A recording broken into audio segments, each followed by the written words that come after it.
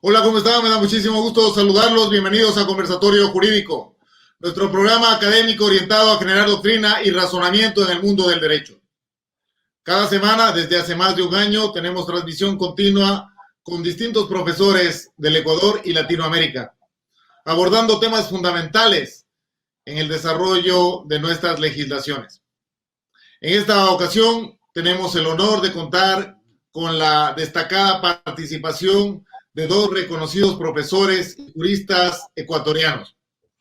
El profesor doctor Alfonso Zambrano Pasquel, de larga trayectoria, con más de 40 años de cátedra universitaria, más de 50 libros a su haber, más de 100 publicaciones, profesor de posgrado, director de posgrado y reconocido conferencista nacional e internacional. Sus obras son textos de consulta obligatoria en las escuelas de derecho. También contamos con la participación del profesor doctor Ernesto Pazmiño, con reconocida trayectoria como defensor público general, también ha sido ministro de Justicia y ha ocupado importantes puestos en las carteras de Estado, vinculados especialmente con el tema del sistema carcelario. Con ellos vamos a realizar un abordaje en momentos actuales que se requiere un análisis completo en torno a la crisis sanitaria que agobia al Ecuador, la crisis carcelaria, perdón, que agobia al Ecuador. Y en este marco realizaremos un diagnóstico, cuál es el estado actual de esta crisis carcelaria, y luego se realizarán las propuestas por parte de los penalistas en torno a las soluciones que se requieren enfocar respecto a este análisis. Al respecto, entonces, vamos a dar la bienvenida a nuestros panelistas. Muy buenas noches, querido Ernesto y querido Alfonso. Bienvenidos a Conversatorio Jurídico.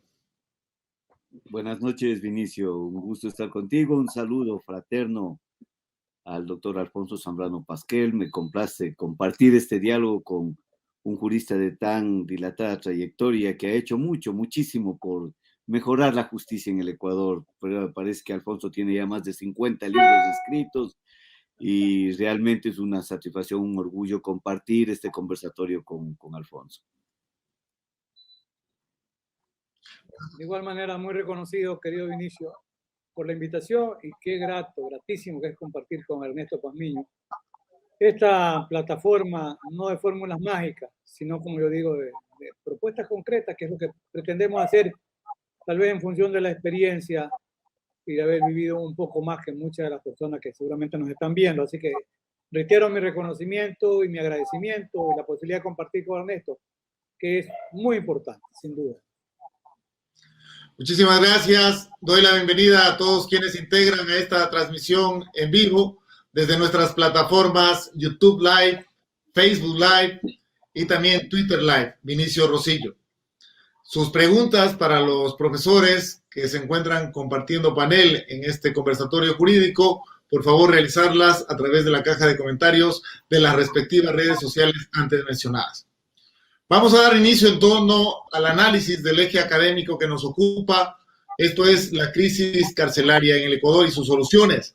Y en este marco debemos iniciar determinando de que en los últimos tiempos especialmente se ha incrementado el índice de la violencia en las cárceles, especialmente en los megacentros carcelarios, determinándose además que existen organizaciones delictivas que se encuentran a cargo de estos ataques, o por lo menos alrededor de ellos giran estos conatos de violencia.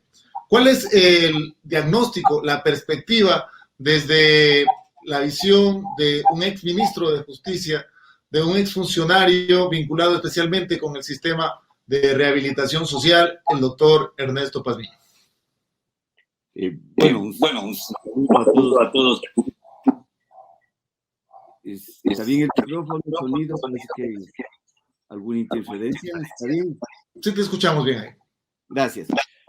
A ver, nos has pedido un diagnóstico y yo sí quiero ser sincero en esto.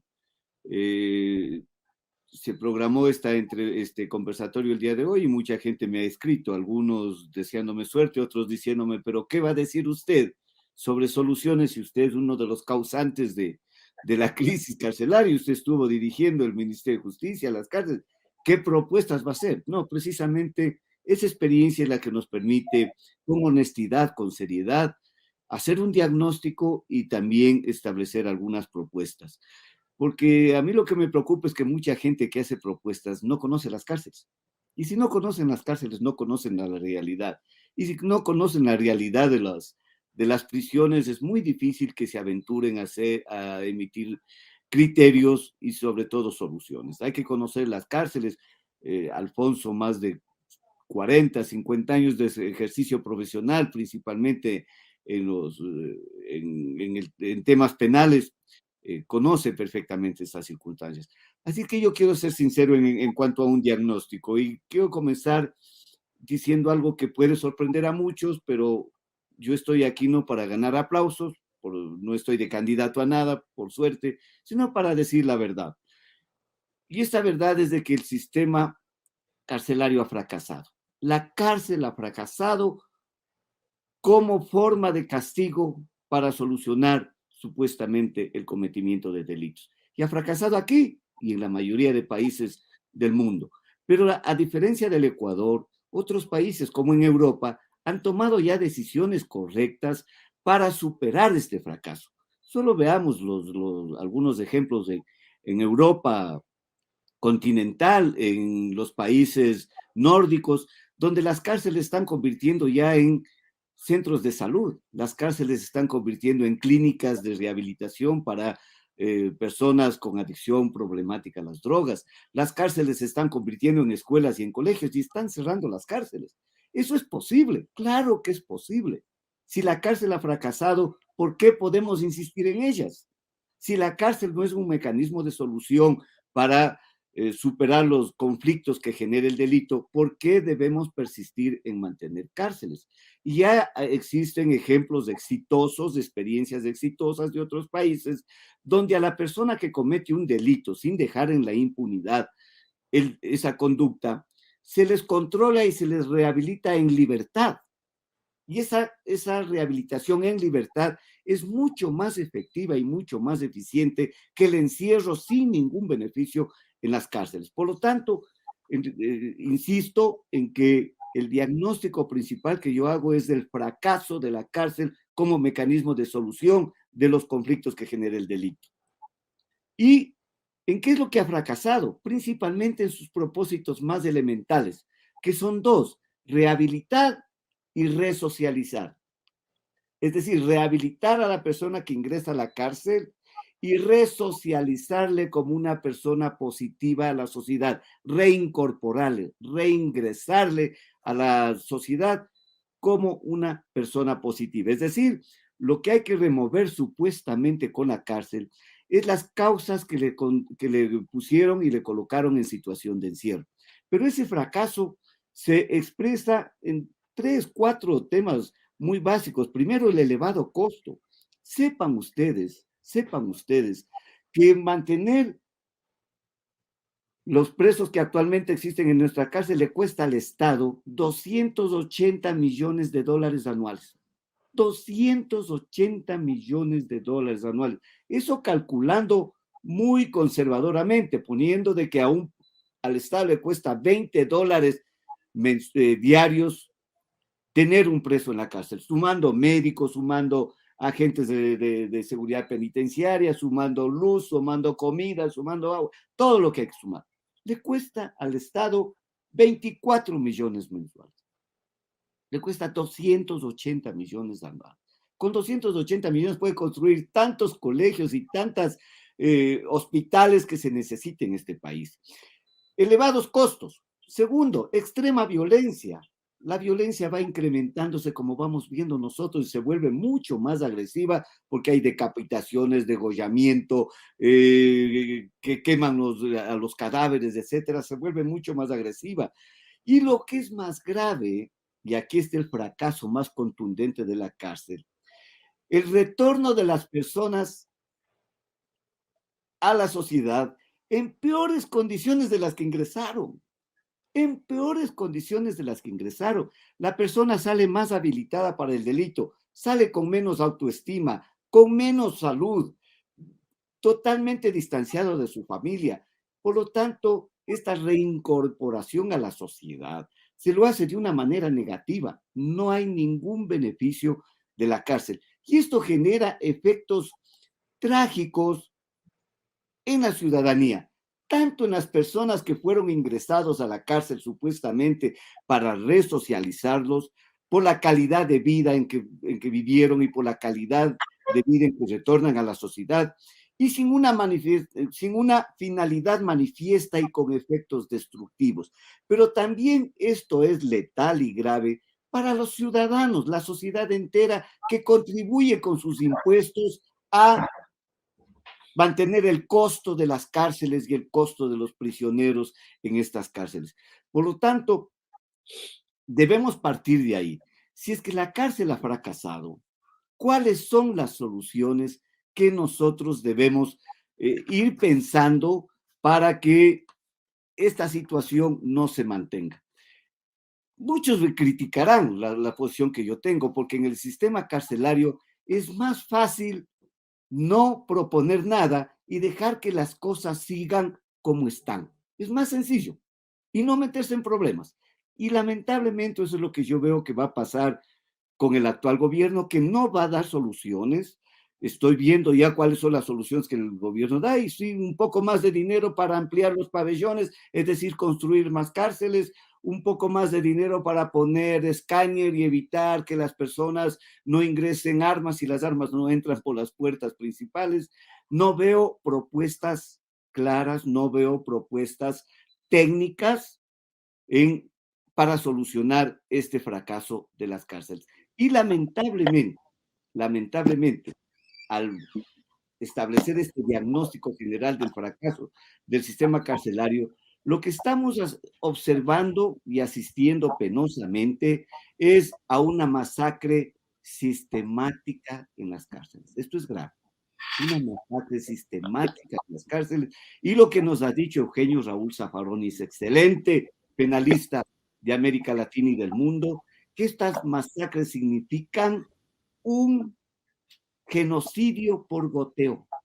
Eso es grave, porque esto significa una falla del Estado y una responsabilidad del Estado. Por lo tanto, para concluir esta primera parte del diagnóstico, yo creo que si los organismos internacionales como la Comisión Interamericana de Derechos Humanos, como la Corte Interamericana de Derechos Humanos, no le ponen más atención al tema carcelario en el Ecuador y no establecen una responsabilidad del Estado frente a estas masacres y a esta falta de políticas públicas para la rehabilitación social, el Estado no va a hacer nada. Si no hay una sanción internacional responsabilizando al Estado por todas estas masacres, porque el Estado, de acuerdo a nuestra constitución, es el responsable de lo que suceda con los presos. Bajo su cuidado y bajo su responsabilidad están los presos en las cárceles. Por lo tanto, debe haber una responsabilidad internacional contra el Estado para que un poco se remueva la conciencia de los que dirigen el Estado y digan, hagamos algo, pero en serio. Y eso es lo que vamos a proponer en los próximos minutos. ¿Qué es lo que hay que hacer? Pero en serio, no simplemente como demagogia, no simplemente como un mecanismo de el populismo punitivo que vamos a poner más penas, vamos a poner más candados, vamos a poner más policías. No, algo concreto pensando que los presos también son seres humanos. El Estado ha fracasado en su política de rehabilitación social, ha dicho el profesor Ernesto Pazmiño. El Estado se ha quedado corto en rehabilitar y resocializar a los privados de libertad. Además, se ha determinado a través de los criterios del profesor Pazmiño que se están cometiendo una serie de delitos graves en contra de la vida de muchos privados de libertad, y eso inclusive se marcaría en conductas de delitos gravísimos que se prevén en nuestra legislación como genocidio, inclusive ha manifestado desde la perspectiva de la doctrina en cuanto a lo manifestado por el señor profesor doctor Raúl Zaffaroni. Esta perspectiva, esta finalidad que se determina en nuestra Constitución en torno al sistema de rehabilitación social para rehabilitar a los privados de libertad, en doctrina se conoce en cuanto a la finalidad de la pena como la teoría de la prevención especial positiva. No se ha cumplido este propósito concreto respecto a los privados de libertad. Parece que se ha considerado de manera unidireccional que los únicos que deben ser resocializados, o por lo menos allá se orienta el fin de la pena, es a los condenados, pero tenemos que en los centros de privación de libertad conviven tanto los condenados como los privados preventivos. Y respecto de esto no se atiende ninguna otra propuesta que no sea la finalidad de la prisión preventiva, que es garantizar la inmediación procesal. Sin embargo, tanto los privados preventivos como los condenados sufren la misma angustia de esta peligrosidad que ahora está reviviendo en los centros carcelarios. Siendo este el criterio de pauta que ha aportado el profesor Pazmiño, ¿cuál es la perspectiva de un académico, el profesor doctor Alfonso Zambrano Pasquel, en cuanto a este diagnóstico? A ver, yo tengo algunas reflexiones, porque hay que recordar, hoy estamos ya, cifras más, un poco menos, alrededor de 40.000 presos otra vez, ya se dice 39.000 y tal. Pero este es un proceso que se viene dando durante más de una década, el aumento de presos en las cárceles ecuatorianas. Yo, en esta propuesta de diagnóstico, porque sigo escuchando hoy a alguien que dice hay que hacer más cárceles. Yo le digo, señores, menos cárceles, menos presos, más seguridad, dentro y fuera de la cárcel. Un diagnóstico objetivo nos debe llevar, primero, a reconocer que fue un error histórico haber construido las megacárceles, con la mejor de las buenas intenciones, pero que hay que pensar algo que es muy cierto. A veces el fracaso de una determinada línea de política de gobierno tiene que ver con la posibilidad de tener buenos asesores o no en un área. Y alguien dijo, hagamos megacárceles. Yo he escuchado, incluso le escuché una reflexión al profesor Ernesto Pazmiño. ¿Por qué? Porque llegó a decirse en aquel momento el presidente, es que cárceles grandes vamos a tener concentrada la gente allí, vamos a ponerle un hospital, estaban soñando hasta con una universidad, con grandes bibliotecas. Penosamente fue una dirección equivocada, porque la política criminal tiene que ser entendida como aquella parte de la política de gobierno que tiene que tratar de enfrentar de la mejor manera al fenómeno de la criminalidad, y no era la mejor manera construir megacárceles. Ya la factura se la está pasando ahora. Porque cuando yo he conversado mucho tiempo con Raúl Zaffaroni, yo le digo, es mi hermano mayor, y también la doctora Rosa del Olmo, criminóloga venezolana que falleció, ambos coincidían. Más cárceles va a motivar más presos, porque hay que llenarlas. Y lamentablemente esa es la política de cualquier estado en cualquier parte del mundo. Y para que no digan, solamente nos estamos dando golpes de pecho. No, no, no. Estados Unidos, 1975, tenía 350.000 presos. Ha ido aumentando. El proceso de prisonización en Estados Unidos ha sido gigante hasta llegar a 2,5 millones. Se pensó en salidas, que es un tema interesante que habría que pensarlo. Yo, como vengo, mi ancestro de familia desde el campo, decían mis abuelas, a veces hay que recular, dar marcha atrás, y yo he dicho mucho tiempo. No hay que pensar en privatizar el sistema carcelario, pero el Estado ecuatoriano no tiene recursos. Y yo he escuchado hace unos días a un representante de un grupo internacional y habla de cifras concretas, habla de poner $200 millones con un manejo carcelario a 10 años. Yo lo que me he puesto a pensar, y ya lo he dicho públicamente, reglas claras. ¿Qué es lo que quieren hacer? ¿Qué es lo que proponen? No más cárceles, ¿ya? Porque es un negocio, pues si no invertirían. En Estados Unidos se llega, hoy el presidente Biden dice, no va más cárceles privadas, porque hay corrupción, hay malos tratos a los mismos internos, hay contubernio con gobernadores, con alcaldes, es decir, ha sido un éxito económico ¿para quiénes? Para los que manejan el sistema carcelario. Neil Christie, ese gran criminólogo inglés, dinamarqués, muy en la línea abolicionista, un poco a lo que hacía Lou Ullman. Neil Christie hace dos trabajos: el uno, los límites del dolor, que es los límites de la pena, y el otro, la industria del control del delito. Y yo he leído cosas impresionantes porque él trabajó para Naciones Unidas y focalizó su estudio para que la gente que escuche sepa las cárceles más modernas en Estados Unidos. Claro, ya no se expone el guía penitenciario, porque se cierra y se abren automáticamente. Pero si hay una confrontación ya el guía no va a enfrentarlo. Hay dispositivos de agua como en hoteles modernos y además, por eso decía Neil Christie, parece campos de concentración modernos como Auschwitz. Le echan gas vomitivo y diarreico y termina en la refriega. Que me acuerdo de la expresión también, campos de concentración sí, pero cárceles como la nuestra se han convertido en campos de exterminio. Por lo que está pasando ahora. Sin duda, un factor importantísimo desencadenante de este fenómeno de la criminalidad tiene que ver con la sobrepoblación carcelaria, donde hay alrededor del 38% por allí de exceso de 28.000 a casi 40.000, con una situación. Ahí ni siquiera la ley dice una cuestión, pero ahí no hay ni siquiera una segregación interna de mínima, media y máxima. No. Y algo que han terminado por reconocer en el trabajo de La Posta de hace unos días, porque yo hacía un cuestionamiento y decía, a ver, ¿de dónde sale tanto dinero para poder crear una estructura, si no le queremos decir mafiosa, una estructura de delincuencia organizada dentro de la cárcel de hoy, donde hay armas, hay drogas, donde se pueden contratar sicarios como se contrataron para matarlo al presentador de Canal 2, a Ruales, donde se contratan gente para que secuestre, extorsiones. Es decir, hay delincuencia organizada. Y esa delincuencia organizada dentro de la cárcel está manejada ¿por quién? Por los que hacen de cabeza o cabecilla.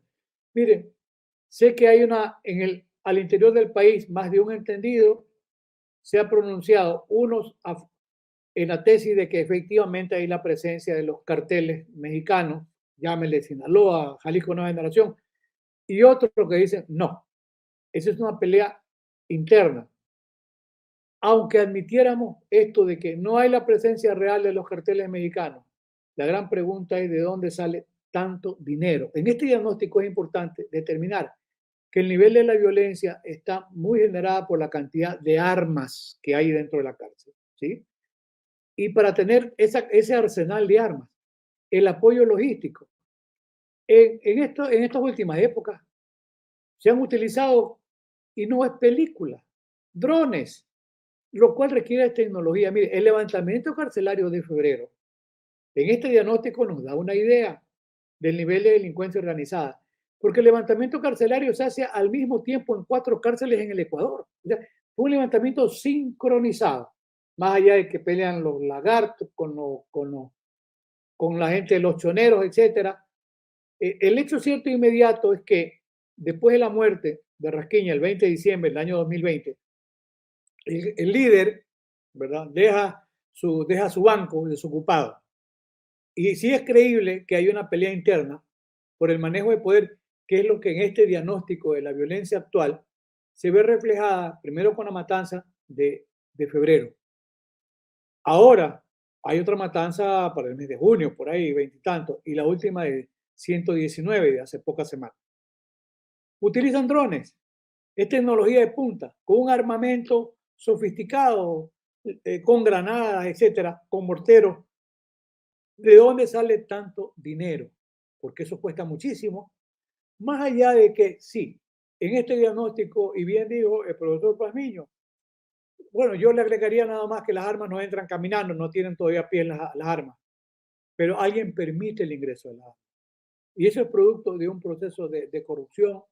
Yo no señalo al guía tal, pero por algún lado se produce ese filtro, porque además, ojo, el filtro de ingreso está controlado por la policía. Eso es definitivo. Mientras no haya un control real de las armas dentro de la cárcel. He escuchado que dicen que quieren entrar en un proceso de pacificación.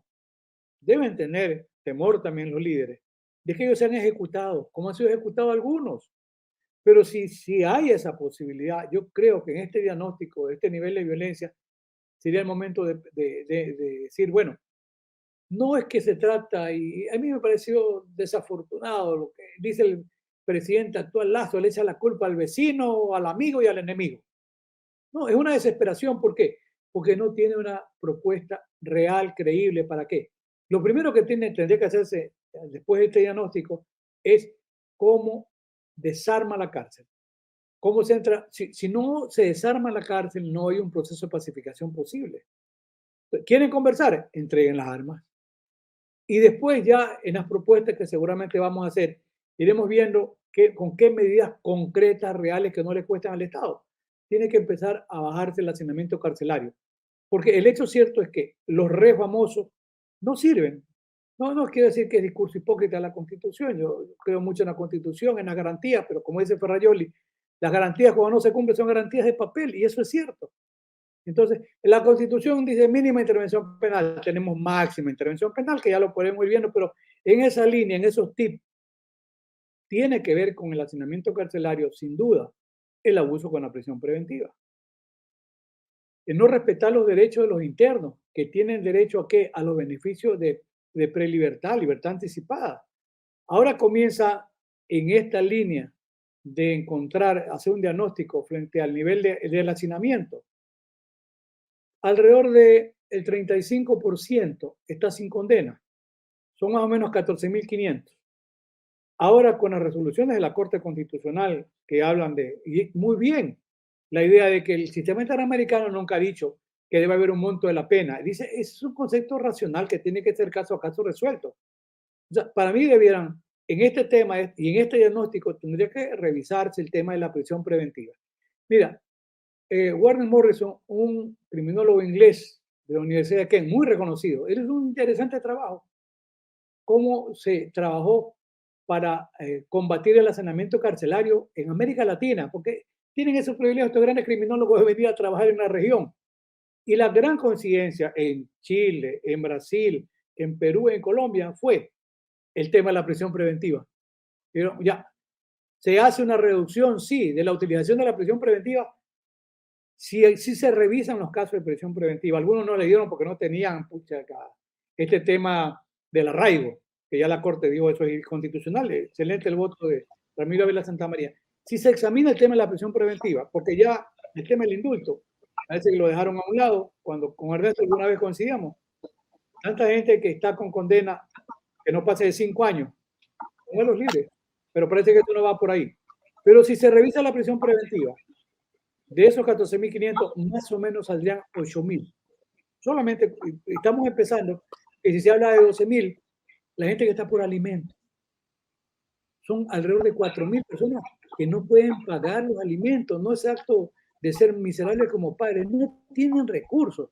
Porque el padre que tiene recursos, además de darle una paliza a la mujer y a los hijos, ese sí manda a pagar al chofer las pensiones oportunamente y pelea para que cada cierto tiempo le rebajen. ¿Ya? Entonces, hay 4.000 personas que están allí, no han cometido delito. Pues, entre comillas, no pueden darle alimento a los hijos. Son 4.000, 5.000 extranjeros. Entonces, eso es parte del diagnóstico por la sobrepoblación, de los cuales 3.000 colombianos ya tienen condena en firme.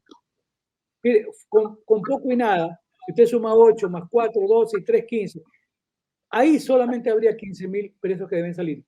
Súmele usted a los que no le reconocen el beneficio penitenciario, que ya han conseguido por el 60 o el 80%. Ahora empiezan a hacerse públicas las cifras. Y se dice que hay 5.000 casos represados en trámite.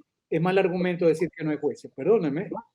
Tienen que trabajar hasta los domingos porque estamos en crisis. Hay 5.000 casos represados que tienen que los jueces entender que no es la competencia del juez, sino el derecho del interno a que se reconozca el derecho a ser puesto en libertad. Si usted suma, esto con poco y nada llegamos a 20.000, a más de los casos de enfermos en fase terminal, que no son muchos, creo que son 300. Hoy día veía una cifra que hablaba de tercera edad más enfermos en fase terminal de 2.000, yo creo que es una exageración 2.000.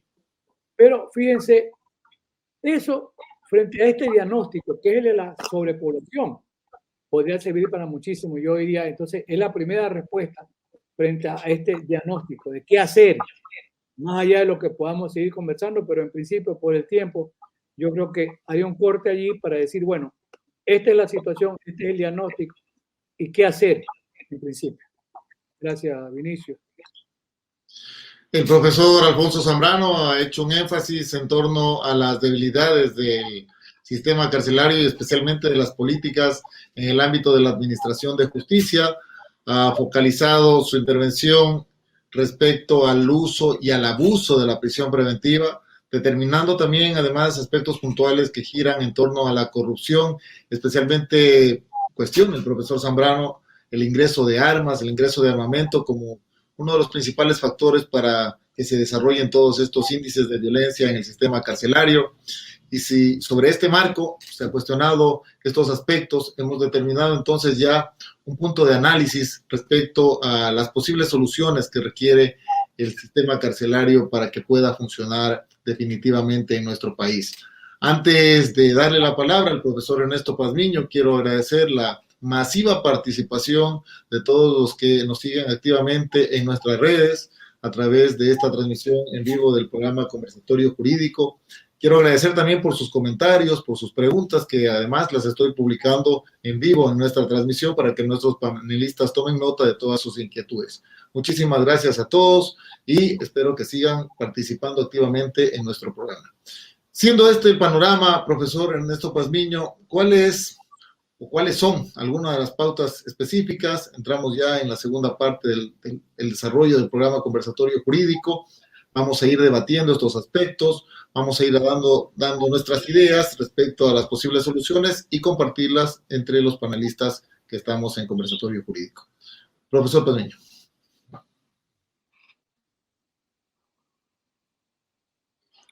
Dos momentos, inicio. Uno, para hacer propuestas de soluciones inmediatas y en otro momento las soluciones a mediano y largo plazo.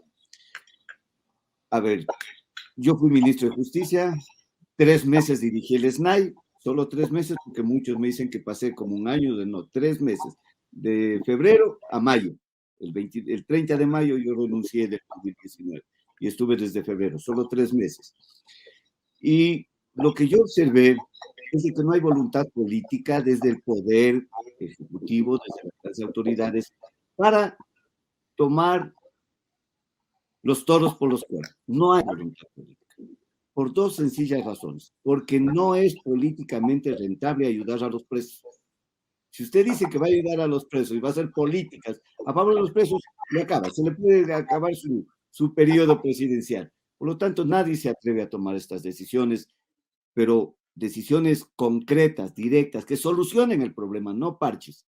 Y segundo, en esos 3 meses que yo estuve, observé todo lo que yo ya conocí en el sistema carcelario, porque yo no he sido ajeno al sistema carcelario, como profesional, como defensor público general, 11 años estuve peleando por mejoras en el sistema de rehabilitación social, pero sobre todo por mejoras en la justicia, porque los fiscales y los jueces, como nos ha dicho Alfonso, tienen extrema responsabilidad en las circunstancias de fracaso del sistema carcelario, de las cárceles en el país. No existe esta voluntad política. ¿Por qué razón? Es evidente ya, inclusive Michel Foucault lo dijo muchas veces, Máximo Pavarini, otro de los que han analizado mucho el sistema carcelario en el mundo, han manifestado, luego de varios análisis criminológicos, sociológicos del tema, que la delincuencia y las cárceles vienen a ser muy funcionales al sistema político, principalmente a los sistemas políticos conservadores, a los sistemas políticos de derecha, a los sistemas políticos neoliberales. ¿Por qué razón? ¿Por qué razón? Es decir, ¿cómo es que las cárceles y la delincuencia pueden ser funcionales a un sistema político? Sí, porque mientras más delincuentes hay, ¿qué significa? Que hay más crímenes como resultado. Mientras más crímenes hay mucho más miedo de la población, se le genera terror, viene la política del miedo, la política del terror. Y mientras más miedo tiene la población, más aceptables se vuelven las políticas de mano dura, las de control policial, las de necesidad de armar a los buenos para matar a los malos. Y estamos viendo estos días. Inmediatamente ya surgió la necesidad de portar armas, que los buenos nos armemos para matar a los malos, para matar a los delincuentes. Por lo tanto, la gente acepta con beneplácito que haya más castigo, que se ponga más controles a la sociedad, que haya la limpieza social, que se pueda ya generar procesos de grupos paramilitares armados para acabar con la delincuencia, que en Guayaquil ya hay 118 muertos en los 2 últimos meses, etcétera, etcétera. Y en este sentido, los medios de comunicación tienen mucha responsabilidad. Son uno de los más responsables en estos problemas. Porque los medios de comunicación publicitan más la criminalidad que cualquier otra noticia. Los medios de comunicación ponen como novedad todos los días los crímenes que hay.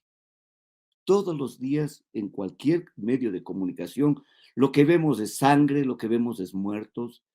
Y esto lo hacen a propósito, porque justifican la necesidad de un Estado fuerte, justifican la necesidad del castigo, justifican la necesidad de formar un Estado policial. Y hay una morbosidad, hay una verdadera morbosidad del espectáculo. Así se conforma una política pública de derecha, neoliberal, con más violencia, más delincuencia. Por lo tanto, si hay más delincuentes, hay más crimen. Si hay más crimen, hay la posibilidad de establecer políticas de mano dura y de control social, que finalmente llegan a esa conclusión. Todas las políticas que se van a implementar es para el control social. Para el control social, principalmente a los sectores marginados. Por eso yo estoy convencido de que no habrá en los próximos meses, en los próximos años, principalmente en este momento, lo digo con mucha seriedad y responsabilidad, cuando tenemos un gobierno conservador, no le veo el escenario propicio para tomar medidas técnicas para solucionar este problema. ¿Cuáles podrían ser esas medidas técnicas? Este momento está en manos del presidente de la República. Yo digo, el presidente de la República tiene que dedicarse a gobernar, porque todo culpa a otros. Es que esto ha pasado 10 años, los últimos 15 años. Ya, bueno, dejemos que sea verdad algo de eso. Algo puede ser verdad. Pero bueno, ¿cuáles son las medidas que va a tomar? Escuchar decir voy a entregar a la Iglesia Católica el manejo de las cárceles me parece lo más ridículo que he escuchado. Eso ya me parece una broma. Van a entregar a las cárceles, solo faltó decir hay que entregar al Opus Dei el manejo de las cárceles. Con rosario en mano y rezando el rosario no se solucionan los problemas de la criminalidad, los problemas de la violencia, mucho menos los problemas de la desigualdad y la inequidad social. Por lo tanto, a ver, está en manos del presidente de la República algo inmediato, conforme un organismo técnico, el SNAI, con gente capacitada, con criminólogos. Ya basta de que policías y militares estén dirigiendo las cárceles, por favor. Los militares, como el señor que está ahora dirigiendo el SNAI, es un coronel retirado del ejército. Los militares están preparados para otra cosa, están preparados para la guerra, están preparados para mandar y están preparados para matar, no para rehabilitar a los ciudadanos. Así de sencillo. Mientras más policías, mientras más militares, igual más violencia en las cárceles. Y eso está comprobado. Conforme un equipo técnico, señor presidente de la República, con criminólogos, con sociólogos especializados en el tema. Y aquí le digo por qué creo que no hay la voluntad política. En los 3 meses que estuve yo en el SNAI, vi la barbaridad que existía y le propuse al presidente de ese entonces, al presidente Moreno, declare la emergencia carcelaria. Fue la primera emergencia que se declaró. ¿Pero para qué? Para que se aplique este plan. Tuvimos todo un plan, porque yo como ministro de Justicia, como luego director del SNAI, me rodeé de expertos en el tema, para nombrar unos 3, 4. Yo tuve ahí a Santiago Argüello, un hombre que ha escrito tanto en el tema de rehabilitación social, en el tema de las cárceles, Fernando Sánchez, Luis Ávila Lizán, Santiago Machuca, Julio Ballesteros, por nombrar unos pocos. Yo me rodeé de expertos en el tema. Y preparamos una propuesta. Y cuando se declara la emergencia, digo, comencemos a trabajar en la propuesta. Me dijeron en el gobierno, no. Eso es peligroso para el presidente. Eso implica muchos réditos políticos en contra. Estaba a mitad de su gobierno. Pero por Dios, o sea, no puedes priorizar tú la aplicación de políticas públicas que beneficien a la sociedad, pensando primeramente en su imagen política. Y así piensan todos. Por lo tanto, este momento va a ser mucho más desastroso. A ver, si el SNAI tiene como director un criminólogo especializado en el tema de cárceles, que sepa para qué está la pena, que sepa cómo intervenir y ejecutar en la pena, que sepa cómo rehabilitar y reinsertar positivamente a los presos. Este SNAI tiene un directorio del Sistema Nacional que está conformado por 9 ministros. Señor presidente, ordene a sus ministros que sus delegados, que los delegados, los ministros, sean igual expertos en el tema, criminólogos. Mire, ya tendríamos 9 criminólogos, más el director nacional, todo un equipo técnico. Y que este equipo técnico se haga asesorar con profesores expertos de las universidades del país. Bueno, como funciona aquí en Quito, que sea de las universidades de Quito, ya. Que cada universidad nos mande un profesor que conoce el tema penitenciario, que es profesor de derecho penitenciario, que es profesor de criminología, que es profesor de derecho penal. Envíe para que participe al menos en las reuniones del directorio y conformamos todo un equipo técnico de alta calidad. Conformado este equipo técnico, ¿qué tienen que hacer? 2 o 3 cosas fundamentales, inmediatas. Primero,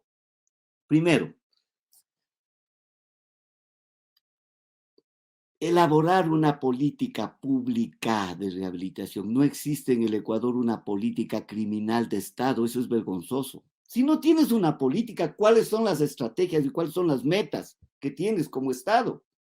¿Qué delitos vamos a perseguir? ¿Cómo perseguir? Todos los que cometen delitos tienen que ir a la cárcel. Todo eso tiene que estar en una política pública. Pero esa política pública, porque yo ya escucho que ya han elaborado la política pública, no sé cómo puedan elaborar en 2 meses una política pública. Una política pública es un trabajo a largo plazo, por lo menos a mediano plazo, donde tienen que venir las ONGs especializadas en el tema, las universidades, los especialistas de la sociedad civil, etcétera, hacer todo un trabajo de socialización. Segundo, ya teniendo una política pública de Estado, ya sabemos hacia dónde vamos, cuáles van a ser las estrategias, cuáles van a ser las metas, cómo vamos a medir el avance a esas metas, etcétera, etcétera. Segundo, ¿qué hacer? Yo creo que esta comisión tendría que trabajar en un rediseño de las instituciones del sistema de justicia.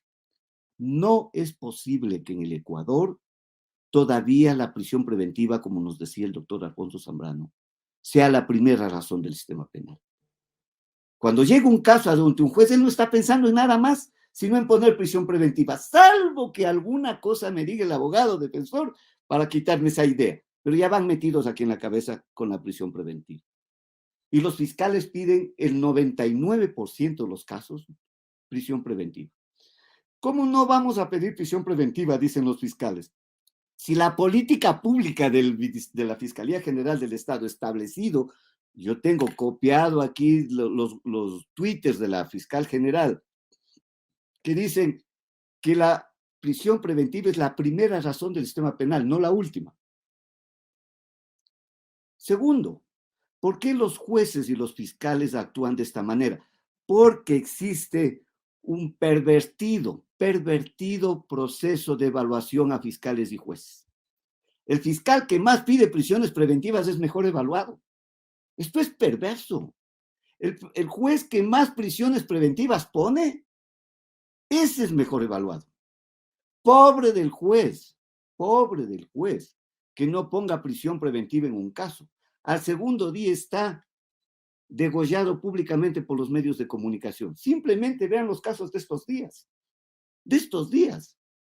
La noticia es, juez no puso prisión preventivas e ilegalmente pone una medida alternativa. Los medios de comunicación haciendo el papel de jueces.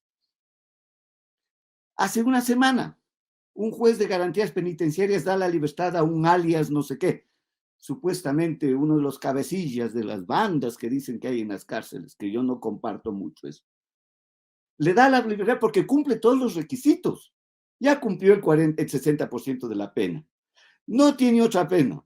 No tiene más juicios pendientes. Tiene los certificados de buena conducta. Tiene todo. Pero sin embargo, el juez que le da el beneficio penitenciario fue inmediatamente suspendido al segundo día por el Consejo de la Judicatura. Entonces el mensaje es perverso.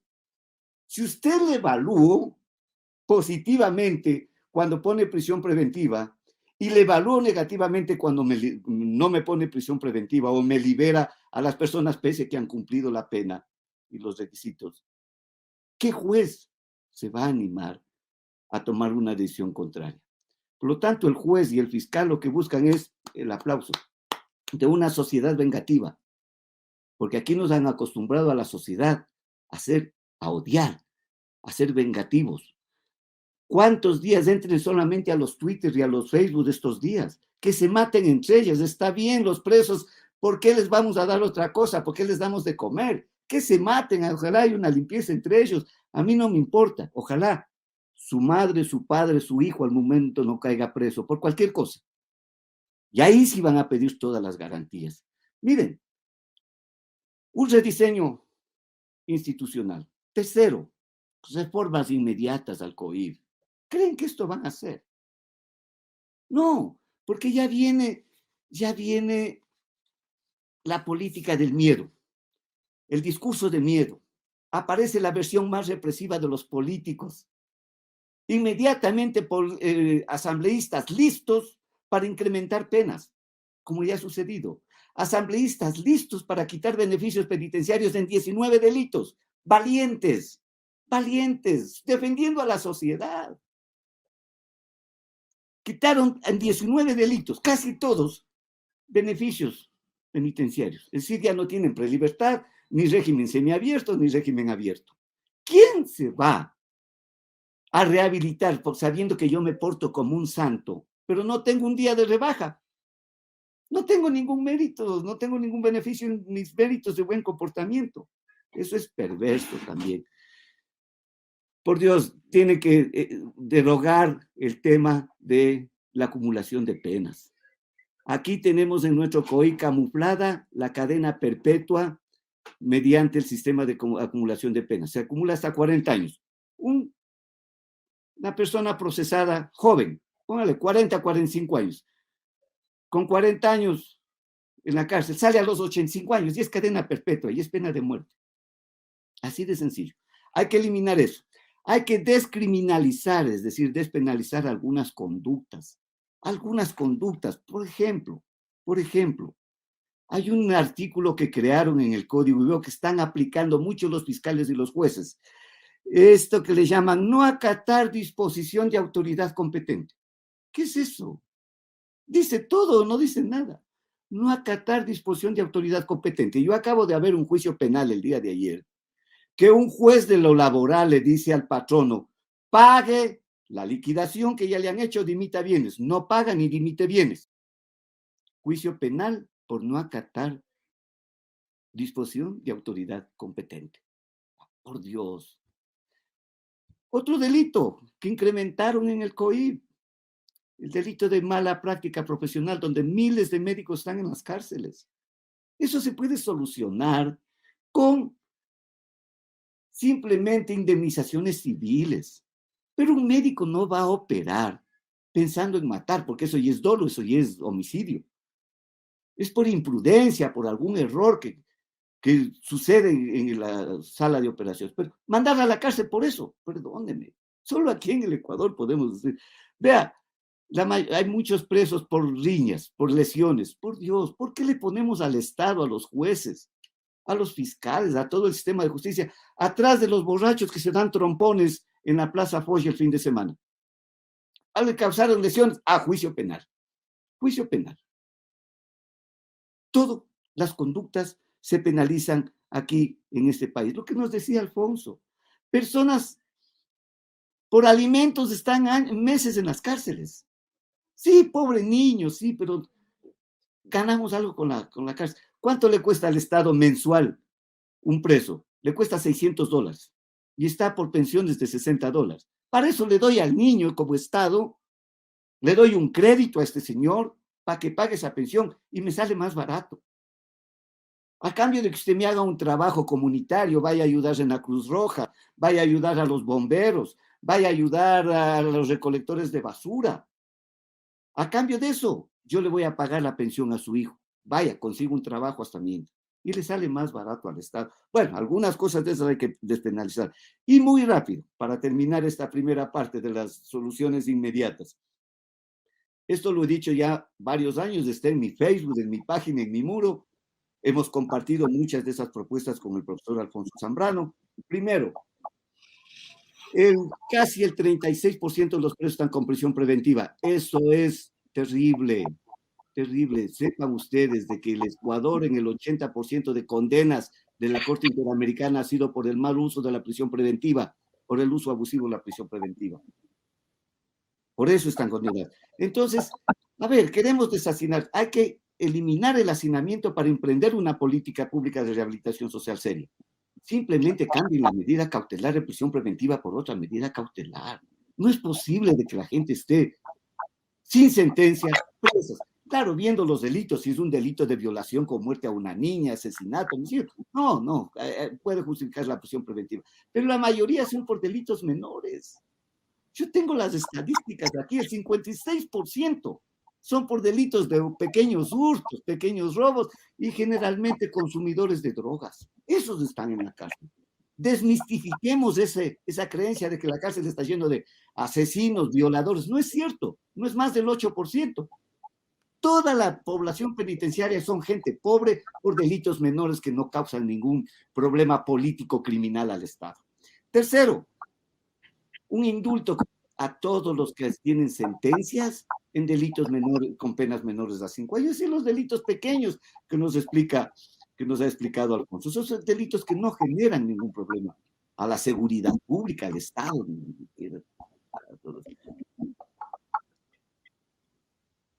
Una rebaja, todo esto está en manos del presidente de la República, una rebaja general de 2 años. Una rebaja. ¿Para qué? Para que mucha gente ya se acomode al tiempo que se quiere para la prelibertad, el cambio de régimen a régimen abierto o a régimen abierto. Con eso salen, con estas 3 medidas, solo con estas 3 medidas, estarían saliendo alrededor de unas 18,000 personas. Si a eso sumo personas con discapacidad, personas con enfermedades terminales, sacamos a los 3,000 extranjeros que hay en el Ecuador. Es que no quieres llevar a los colombianos. Es verdad. Yo cuando fui ministro hablé con la ministra de Justicia de Colombia. Dijeron, bueno, nos vamos a llevar la mitad de presos, es decir, como 1,000 presos colombianos. No quisieron llevarse ninguna porque sus cárceles también están hacinadas. Hagan lo que hizo un país amigo. Un país amigo como Chile le dijo a Bolivia, voy a mañana en un vuelo que aterrizo a las 12 de la mañana en el aeropuerto del Alto, voy llevando tantos presos bolivianos. Si ustedes quieren recibir en buena hora, caso contrario yo les dejo ahí. Tuvieron que recibir. Así tenemos que ser acá. Al día voy a dejar 500 presos colombianos en el puente de Rumichaca.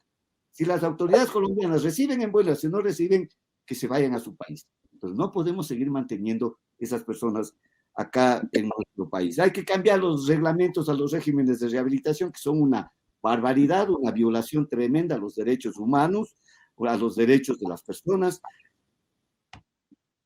Y por ahora me quedo en esas propuestas inmediatas. En la próxima pregunta, Vinicio, hablaré sobre las soluciones a mediano y largo plazo, que son muchas también. Muchísimas gracias. Importantes aportaciones del profesor Ernesto Pazmiño en torno a las soluciones inmediatas que se requieren de manera urgente respecto a la crisis carcelaria. Ha enfocado básicamente 3 puntos. El primero, orientado a la necesidad de una política pública, y él ha manifestado una política pública sin pensar en el costo político. Esto es importante establecerlo sobre la base de una determinación del Estado de ponderar los derechos de este grupo vulnerable, además que se reconoce en el artículo 35 de nuestra Constitución. El segundo aspecto, lo orientado hacia la necesidad de un rediseño institucional y fundamentalmente sustentándolo en el plan de incentivos que se encuentra vigente para jueces y fiscales, orientado fundamentalmente hacia la determinación de la función o desnaturalizar la función apartándose del garantismo procesal, básicamente esta política de incentivos que el ciudadano no ve, se dan a través de resoluciones que generalmente se emiten por los órganos respectivos para que los fiscales o los jueces que requieran y que se ordenen en torno a las medidas de privación de libertad, especialmente la prisión preventiva, tendrán mayores incentivos, nos ha dicho.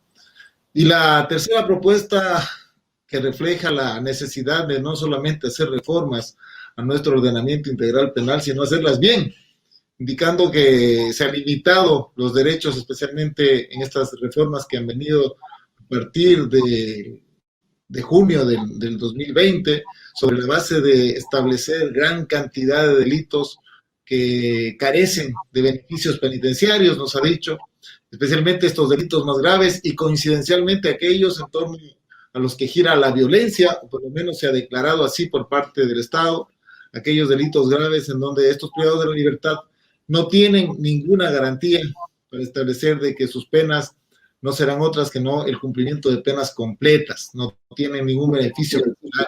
Y esto, al criterio del profesor Ernesto Pazmiño, no tiene ningún incentivo para el privado de la libertad, que generalmente se orienta a tener una conducta más violenta. Sobre la base de este aspecto específico, en torno a esta primera propuesta, quiero reiterar mi agradecimiento por la masiva participación que continúa activamente en nuestras redes sociales. Ahora el profesor Alfonso Zambrano enfocará sus puntualizaciones en torno a estos criterios que ha manifestado el profesor Ernesto Pazmiño. Profesor Zambrano, en esta segunda parte, en cuanto a las soluciones en esta base de soluciones inmediatas que se ha establecido, ¿cuál es su criterio?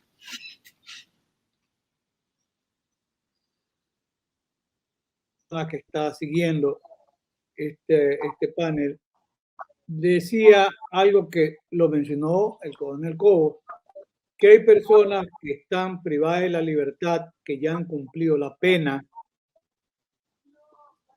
y no les llegó la boleta de libertad. Ojo, el coronel Cobo dijo que él sabía que había alrededor de 5.000 personas, que me parece una barbaridad, que habían cumplido la pena y no les llegaba la boleta de libertad. Pero si ahora todo está informatizado, o sea, eso sí sería terrible, no sé cuántos son, pero él dijo, hay como 5.000 que deben salir libres. Esa cifra hoy no se la está manejando, pero habría que ver cuántas personas ya cumplieron la pena y ahí sí, por la indolencia de los jueces, no recuperan la libertad. Para corroborar el tema de la afectación grave que para el Estado incluso significa la prisión preventiva, bien decía el profesor Ernesto Pazmiño, el Estado ecuatoriano ha sido condenado por Suárez Rosero en el año 97, prisión preventiva, Daniel Tibi, 2005, abuso con prisión preventiva, y el otro es de Chaparro Lapo y otros, 2007, todos prisión preventiva, abuso con prisión preventiva. Porque el sistema interamericano tiene estándares, y yo me resisto a admitir que los jueces no los conozcan, y los fiscales sí los conocen. Pero tiene razón en esto porque hay ese direccionamiento, ¿ya?, de que el mejor fiscal es aquel que no solo pide más prisiones preventivas, sino que acusa siempre, aunque no hubiera fundamento, sustento para la acusación. Y es interesante solamente recordar, cuando la Constitución nuestra se refiere al tema de la debida motivación, el 76, numeral 7, letra L, yo sostengo que los fiscales están obligados también si están obligados los fiscales incluso a motivar una petición de prisión preventiva y a decir por qué no se pueden aplicar los sustitutivos, con más razón cuando lleguen a etapa intermedia. Pero rueda, porque se dedican a leer y no hay ninguna motivación, porque ¿cómo se defiende el ciudadano que no conoce la motivación de una acusación? Pero en el tema de la prisión preventiva, cuando yo era estudiante, seguramente hace 50 años por lo menos, parecía razonable que la prisión preventiva se dictara cuando los delitos tenían como pena mínima 1 año. Pero hoy que tenemos condenas acumuladas de hasta 40 años, es una desproporción. ¿Qué pasa en Perú? La prisión preventiva, la pena mínima del delito tiene que ser 4 años. Y en España, 6 años. Si no, no hay prisión preventiva. O sea, esta sí es una reforma que dependería del Código Orgánico Integral Penal. El Código de Procedimiento del año 2000, que tuve la suerte y el privilegio de trabajar con Edmundo Durán Díaz y Walter Guerrero Vivanco, con la CLE de Quito entregamos el anteproyecto para el Código del 2000, el primer modelo acusatorio. Ahí habíamos previsto la suspensión condicional del proceso, que no es lo mismo que la suspensión de la pena. Una vez Edmundo Durán, compadre y amigo, me decía, compadre querido, ¿tú encuentras diferencias? Yo le decía, muchas. Y nos sentíamos a conversar con Walter y con Edmundo.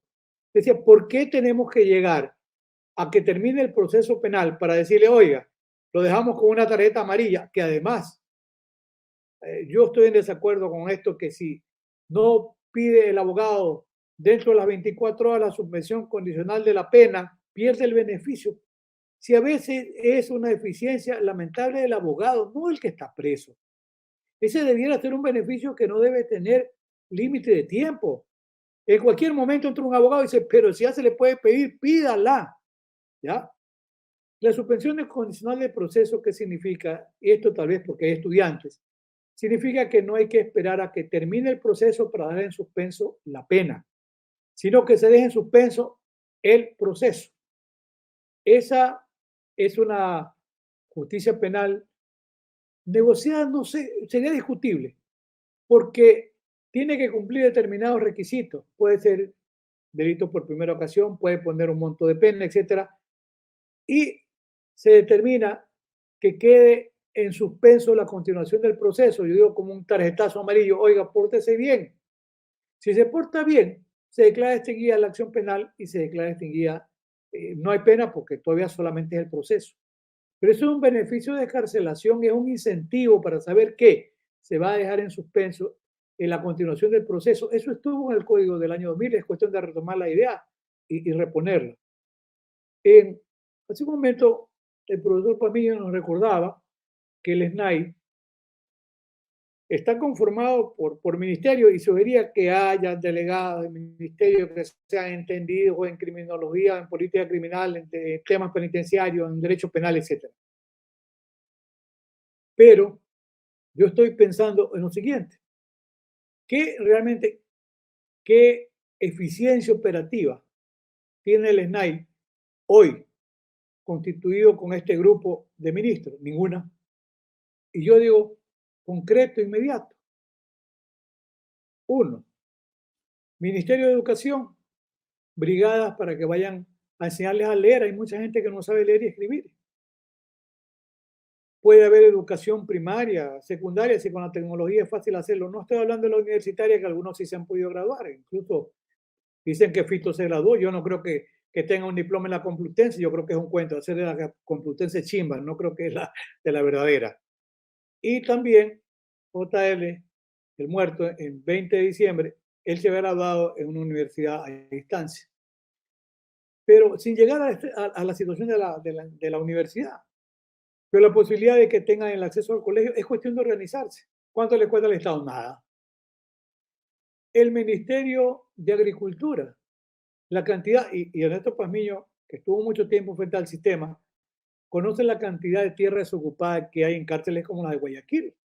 Improductiva, donde puede haber pequeños emprendimientos, es decir, el incentivo que hagan algo, ¿ya?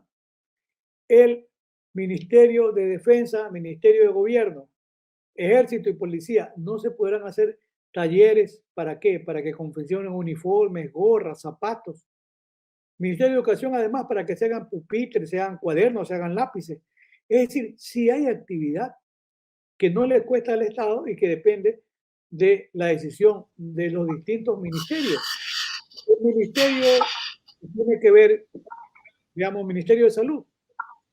Los médicos tienen que hacer, porque aquí el tema sí, ellos se van a decir, no hay recursos.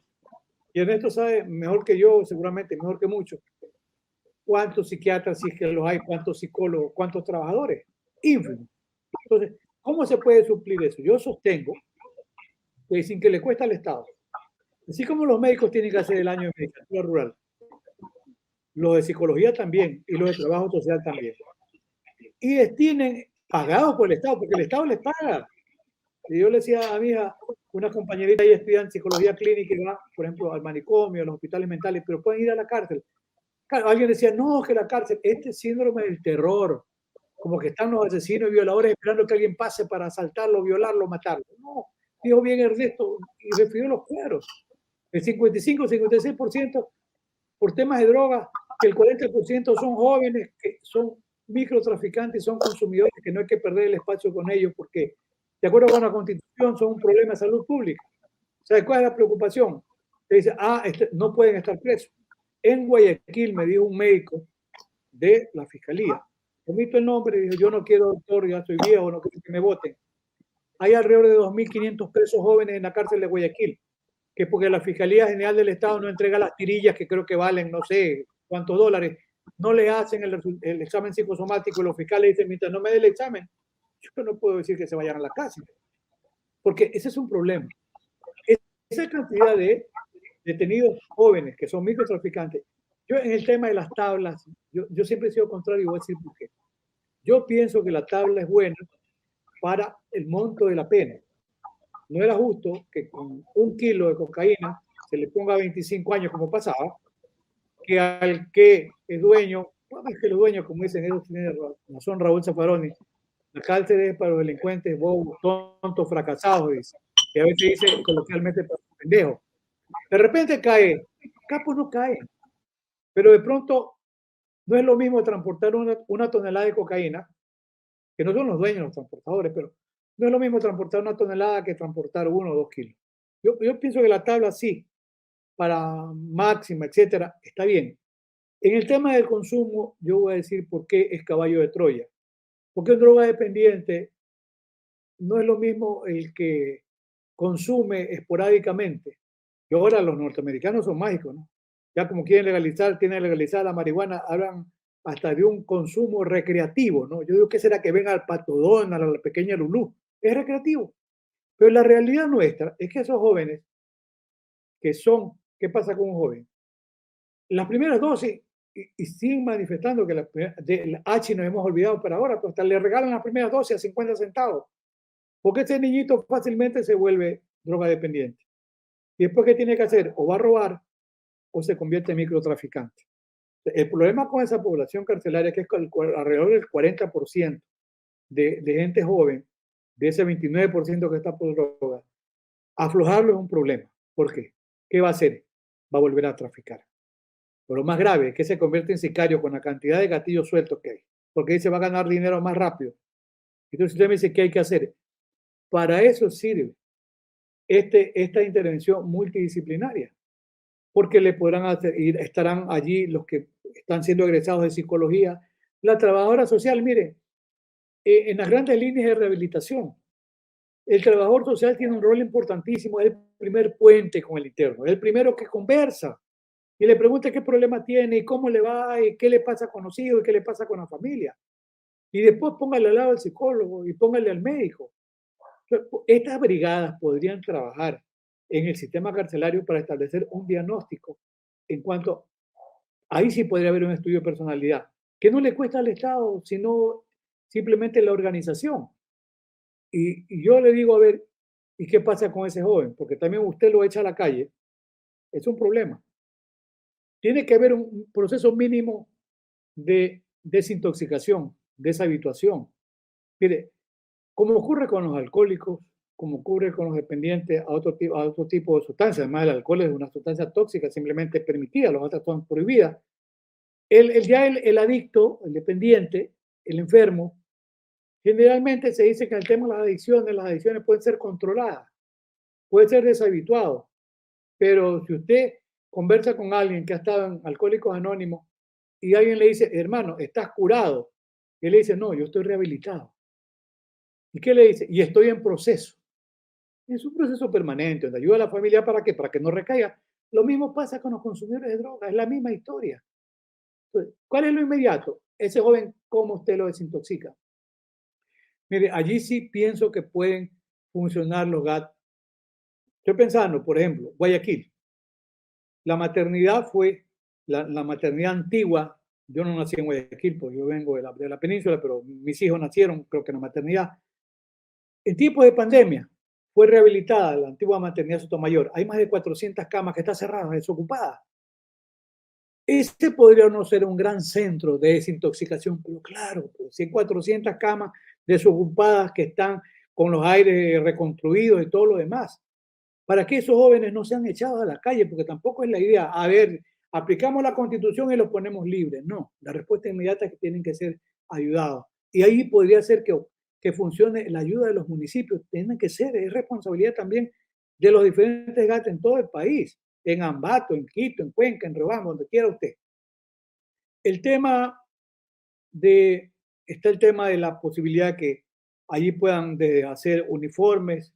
Hemos mencionado Ministerio de Educación, Ministerio de Agricultura, Ministerio de Salud, Ministerio de Trabajo.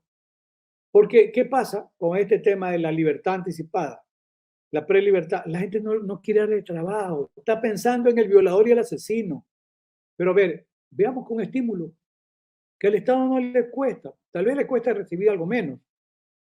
¿Qué pasa si usted le dice al empresario? Es cuestión de reunirse y decirle, mire, queremos que le dé la posibilidad de trabajo a estos muchachos. No es que de la cárcel. Mire, ellos tienen este récord, tienen este estudio, tienen este diagnóstico. Denles trabajo.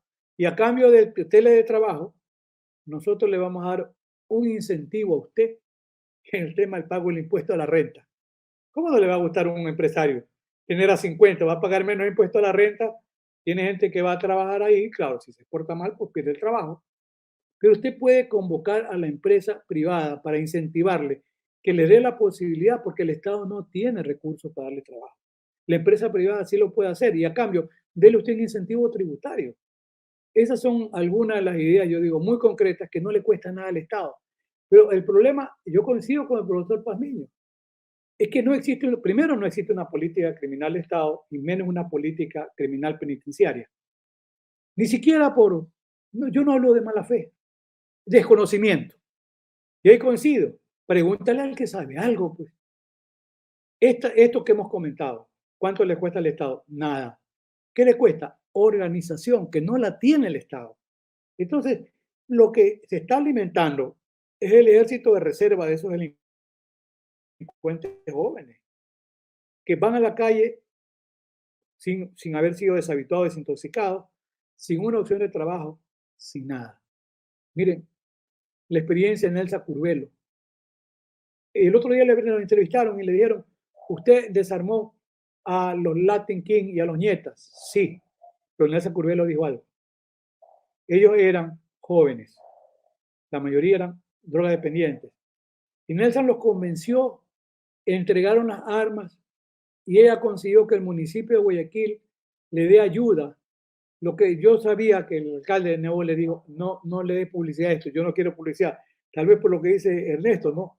Está ayudando a los delincuentes. ¿Qué creó? Talleres, sastrería, peluquería, panadería, serigrafía.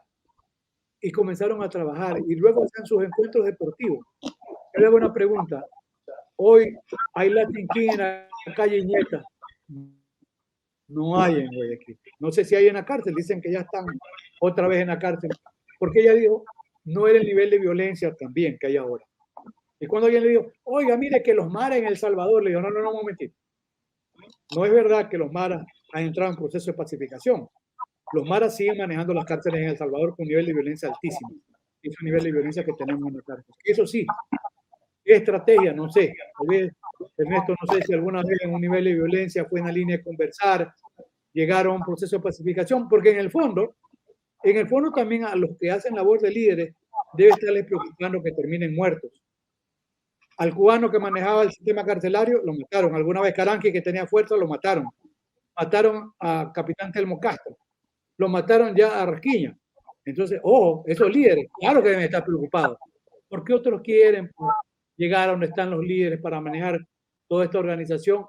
Sigo insistiendo, yo de dónde sale tanto dinero no lo sé. Estoy pensando en voz alta. Si solamente de 5,000 presos, de 5,000, en cárcel de Guayaquil no nos quieren decir ni cuánto hay, unos dicen 13,500, otros dicen 15,000, otros 18,000. Pero si solamente 5,000 presos son extorsionados a $100 por cabeza, son $500,000 mensuales, $500,000 mensuales. Y si hablo del resto de las cárceles, póngale 5.000 más en el resto del país. Es $1 millón mensuales. Allí podría estar el origen del recurso económico para compra de armas y para lo demás. Por eso es que también tiene que quitarle, ¿qué?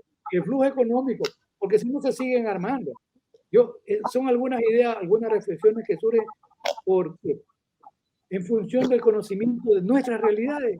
Y lo vienen diciendo, sí, hay que pagar. Pobre señora, gente pobre. Ahora dice, le matan al marido y dice, tenía un teléfono, no dice cuánto le costó el ingreso. Pero en la cárcel de Guayaquil tenía que pagar $25 semanales para que no te le quiten el teléfono. $100 semanales y $25 más semanales por utilizar el router, la señal.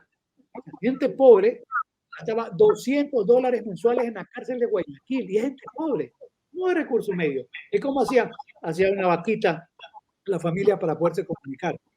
Entonces, si hay ese nivel de delincuencia organizada que vive de la extorsión, ese es un tema también que tiene que ser neutralizado, porque si no, penosamente se va a producir lo que dice el profesor Pumillo. ¿Qué vamos a esperar? No van a ser 118, 150, 200 o 300, no sé qué puede pasar en el país mientras no haya la responsabilidad por parte del Estado de querer mejorar la situación carcelaria. Eso por el tiempo también, Vinicio y Ernesto. Muchísimas gracias. El profesor Alfonso Zambrano ha hecho un énfasis en la necesidad de un trabajo integrador entre las distintas carteras de Estado para que cada una aporte lo suyo en torno a la rehabilitación social, es decir, determinando que no se trata de un trabajo específico de una cartera del Estado, sino más bien de un trabajo conjunto, enfatizando sobre este trabajo conjunto en beneficio de cada uno de los puntales de estas distintas entidades para servicio de los privados de libertad. Respecto a nuestra segunda parte, ya en la recta final de este conversatorio jurídico, va a intervenir el profesor Ernesto Pazmiño determinando cuáles son estas soluciones a mediano y largo plazo en no más de 5 minutos de su intervención, por favor, para que determine específicamente cuáles son los aspectos de cierre en torno a las soluciones que luego serán determinadas también por el profesor Alfonso Zambrano. Quiero, antes de darle la palabra, reiterar el agradecimiento a nuestra masiva audiencia en este conversatorio jurídico que nos sigue activamente en las redes sociales. Muchas gracias a todos. Los invito para que compartan el link de este live en sus redes para que otras personas puedan acceder también a este tema tan candente de actualidad en nuestro país y además también en Latinoamérica y el mundo entero. Profesor Ernesto Pazmiño, sus reflexiones finales en torno específicamente a estas propuestas de mediano y largo plazo respecto a las soluciones de la crisis carcelaria en el Ecuador. A ver, hay algunas propuestas que podría hacerse a mediano y largo plazo. En primer lugar, yo creo que es necesario que el Estado también cuente con una política antinarcóticos. El grave problema de la conflictividad social en las cárceles y en la sociedad ecuatoriana, todos sabemos, es como consecuencia de estos mercados visibles e invisibles de la venta de drogas. Pero lamentablemente el Ecuador no tiene una política antinarcótica, así como no tiene una política criminal, lógicamente tampoco tiene una política antinarcóticos. Miren, en el Ecuador ni siquiera existen estudios sobre el consumo de drogas. No sabe cuál es la droga que más se consuma, a qué edades, en qué niveles, en qué estratos sociales, etc. Eso es terrible. Si no tenemos análisis, estudios serios, ¿cómo podemos establecer mecanismos técnicos para combatir estas circunstancias? O sea, el no tener una política antinarcóticos imposibilita al Estado en trabajar efectivamente para evitar estos problemas que genera el tráfico de drogas, estos graves problemas de violencia. Yo creo que la política de guerra contra las drogas ha fracasado. ¿Quién creó la política de guerra contra las drogas? Estados Unidos, el señor Richard Nixon, hace tantos años. Estados Unidos, el creador de la guerra contra las drogas, abandonó esa política.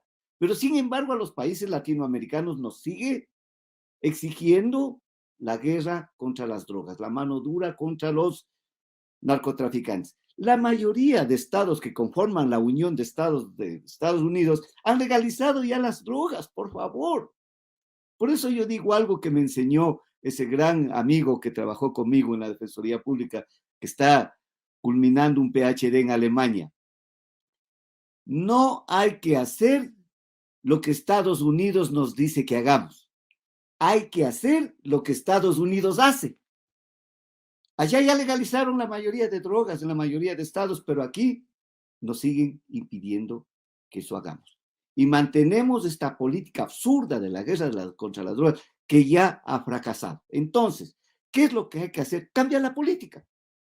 Así de sencillo, pero hay que tener la suficiente fortaleza política y la voluntad política, la decisión para cambiar esto. ¿Hacia dónde tenemos que avanzar? Vengo yo proponiendo desde hace varios años, avancemos, pero valientemente, con decisión hacia la política de regulación de las drogas. No despenalización, no legalización, no. Regular, que el Estado regule lo que sucedió en Uruguay. Claro, y tuvimos ese tiempo un presidente que no le importaba su imagen política y tomó esta decisión. Se acaba la guerra contra las drogas y vamos a un proceso de regularización. ¿Qué significa? Que el Estado toma las riendas de caso. Es urgente, es necesario quitarle a los carteles del narcotráfico, quitarle el negocio. Eso es todo. Si usted ataca al sistema financiero de los grandes carteles, se le acaban los carteles. Porque los carteles existen cuando hay negocio. Si se les acaba el negocio, se acaban los carteles. Y eso ha pasado en Uruguay. ¿Con qué éxito ellos ya propugnan como una medida con éxito probado y demostrado la política de regulación de drogas? ¿Qué sucedió? Bajó el consumo en Uruguay. Al contrario de pensar que iba a subir, disminuyó totalmente el consumo. Porque el Estado es el que distribuye ahora drogas de calidad, dosificada, como ha sucedido en Portugal, como sucede en Holanda. ¿Por qué nosotros seguimos tosuda e ignorantemente manteniendo políticas fracasadas porque otros nos imponen? Créanme que estos niveles de violencia que estamos viendo ya es sicariatos, con qué niveles son sanguinarios realmente ya estas muertes, viene ligada con la relación, esa estrecha relación del Ecuador con Estados Unidos y la cooperación militar de Estados Unidos que nos da para la guerra contra las drogas. No, quitemos nuestro ojito de eso. Tiene una estrecha relación todo esto.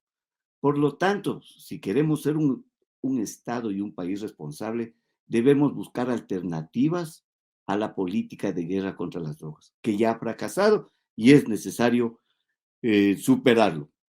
Vea, yo el otro día escuchaba con qué molestia, escuché hasta con indignación saber de que en el puerto de Guayaquil solo se revisa el 8% de los contenedores, aleatoriamente.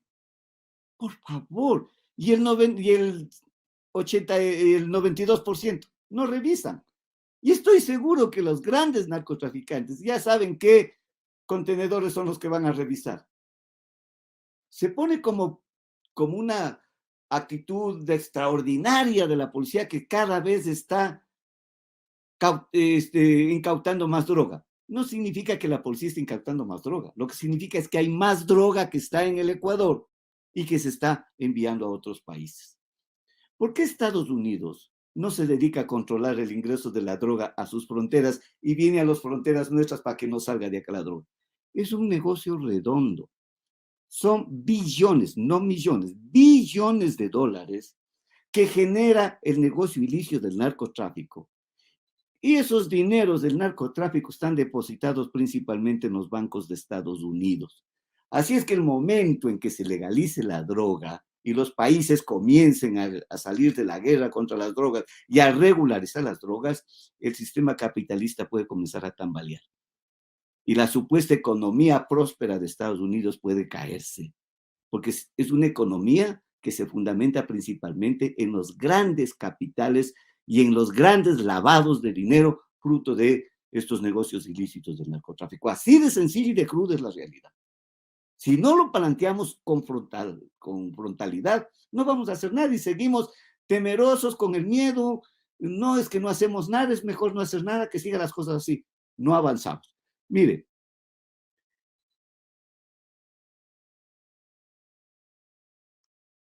se dice que en las cárceles hay la violencia por el manejo de los carteles. Yo no comparto eso.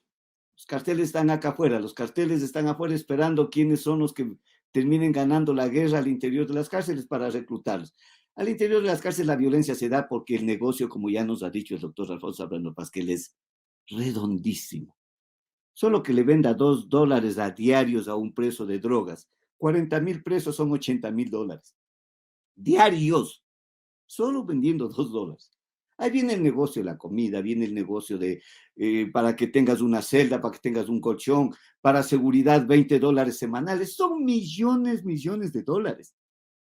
El Estado perdió el control de las cárceles. Así de sencillo. Y si el Estado no controla las cárceles, no hay democracia. No hay Estado constitucional de derechos y peor de justicia. Las cárceles, que es responsabilidad del Estado, no lo controla el Estado, eso es trágico. Esto no es un juego, ecuatorianos. Aquí veo que hay muchos estudiantes de derecho, muchos profesionales. Esto de las cárceles no es un juego, es algo serio. Inclusive está en juego la supervivencia del Estado como tal. No estoy exagerando. Lo han dicho ya muchos expertos en el tema. Vea, ¿qué pasó? Tanto peleó por que se legalice el cannabis para uso medicinal. Es una propuesta mía esa reforma. Miren ahí, el Estado responsable debería establecer mecanismos de cultivo y entregar a las organizaciones de cannabis y organizaciones de presos para que cuando salgan puedan ayudarnos en esto. ¿Sabe quién está beneficiándose ahora de eso? Las grandes empresas norteamericanas. Acaban de invertir $2,000 millones solo para el año 2021 en la producción de cremas de belleza que son producidas a través del cáñamo del cannabis.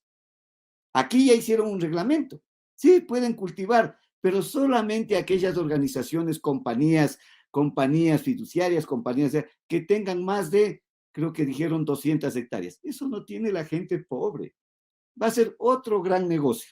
Entonces, política antinarcóticos. Segundo, yo creo que el Estado debe hacer algo que dice la Constitución, entregar el manejo de las cárceles a los municipios. No veo en este momento otra alternativa.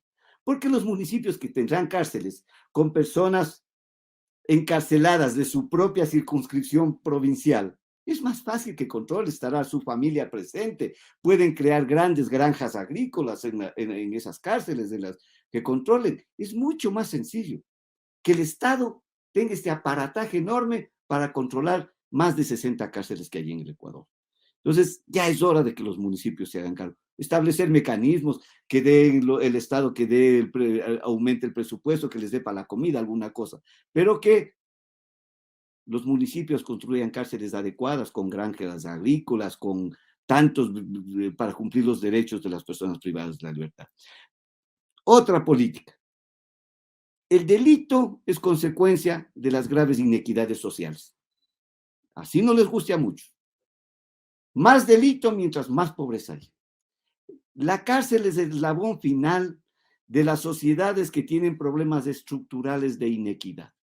Esas sociedades donde hay una enorme diferencia, un abismo enorme entre esa enorme sociedad o personas pobres, la gran cantidad que son la mayoría de pobres, que no tienen nada, y una pequeña casta de ricos que tienen todo. Mientras no se elimine esa brecha tan grande como eliminaron en los países de Europa, el delito seguirá manteniéndose. Es decir, un mecanismo adecuado de lucha es establecer un fortalecimiento de políticas sociales adecuadas. Pero ¿qué es lo que está pasando? Se está desmantelando el Estado social, existe un desmantelamiento yo decía el otro día en la radio, es un desmantelamiento del Estado social y un fortalecimiento del Estado neoliberal de libre mercado. Esto genera más violencia y las relaciones interpersonales se complican. Solo entren a ver Twitter, entren a ver Facebook y van a ver la violencia que se encuentra ahí. Nos han enseñado y vivimos una sociedad de violencia, una sociedad de vengativa, una sociedad llena de odios y de perjuicios. Con este tipo de sociedad, queremos formar una sociedad diferente, más humana, es difícil. Tenemos que cambiar muchísimo. Y por último, cambiar el sistema. Es necesario pensar en un nuevo modelo penitenciario alternativo. Rapidito, 3 cosas que hay que hacer para impedir la corrupción, por ejemplo. Primero, hay que automatizar el sistema, lo que nos decía el doctor Alfonso Zambrano. Mire, aquí para dar la prelibertad a alguien tienen que ir a traer el certificado de un psicólogo, el certificado del director. Eso pasa semanas, meses. A veces la persona ya cumple la pena y todavía no tienen el expediente listo o los jueces penitenciarios no resuelven. El artículo 667 del COIP, vea lo que dice, que nunca se aplica. La o el juez de garantías penitenciarias realizará el cómputo y determinará con exactitud la fecha en que finalizará la condena. Y de acuerdo al caso, la fecha a partir de la cual la autoridad competente dentro del centro o la persona sentenciada puede solicitar el cambio de régimen de rehabilitación social. Es decir, desde el momento en que entra el juez de garantías penitenciarias y el sistema de rehabilitación, tienen ya una computadora sistematizado. Aprovechemos los avances de la tecnología. Entra el señor, se le pone el nombre, se entra al régimen ya de lo que se llama de proyección de vida, y el juez ya sabe, usted va a salir en libertad el 20 de febrero del año 2025. El día 15 de marzo del año 2023, usted ya cumple el 40%, si ha sido con el Código Penal anterior. El 25 de marzo del año 2004, usted ya cumple el 60%. Todo está automático y evitamos la corrupción que hay ahora para los cambios de régimen, para los beneficios penitenciarios. Todo es plata, todo es dinero. Dentro del sistema, el hecho de que estén 5,000 causas pendientes es una vergüenza. O sea, 5,000 presos están ilegalmente detenidos, están ilegalmente privados de su libertad, porque ya tenían derecho a haber salido. Así dice la Constitución. Automatizar todo eso. Segundo, por Dios, ya los jueces de garantías penitenciarias que se designen. Siguen los jueces penales prorrogados sus competencias para jueces de garantías. Solo 12 jueces hay a nivel nacional para 40,000 presos. No les importa nada. O sea, el preso es una escoria, son como reses previo al despostadero. No le importa a nadie, ni a la sociedad, ni a nada. Por eso no nombran los jueces de garantías. El modelo de las cárceles hay que cambiar. Ya hemos coincidido eso con Alfonso también en esta ocasión, lo vengo diciendo siempre, lo hicieron con buen criterio esas megas cárceles que se llama megalópolis penitenciaria en el argot criminológico. Hay que hacer cárceles pequeñas, con granjas. Vean, ecuatorianos, quienes nos escuchan, si es que yo doy 2 desayunos en la semana, huevos, doy un huevo a cada preso, ¿cuántos huevos necesito? 40,000 para un desayuno. Si doy 2 veces a la semana, 80,000. ¿Por qué no hacemos granjas agrícolas para que los mismos presos tengan gallinas y tengamos huevos y tengamos los pollos para entregar a quienes manejan el sistema de alimentación? Así de sencillo. Y ellos mismos se pagan su comida. Podemos llegar hasta eso.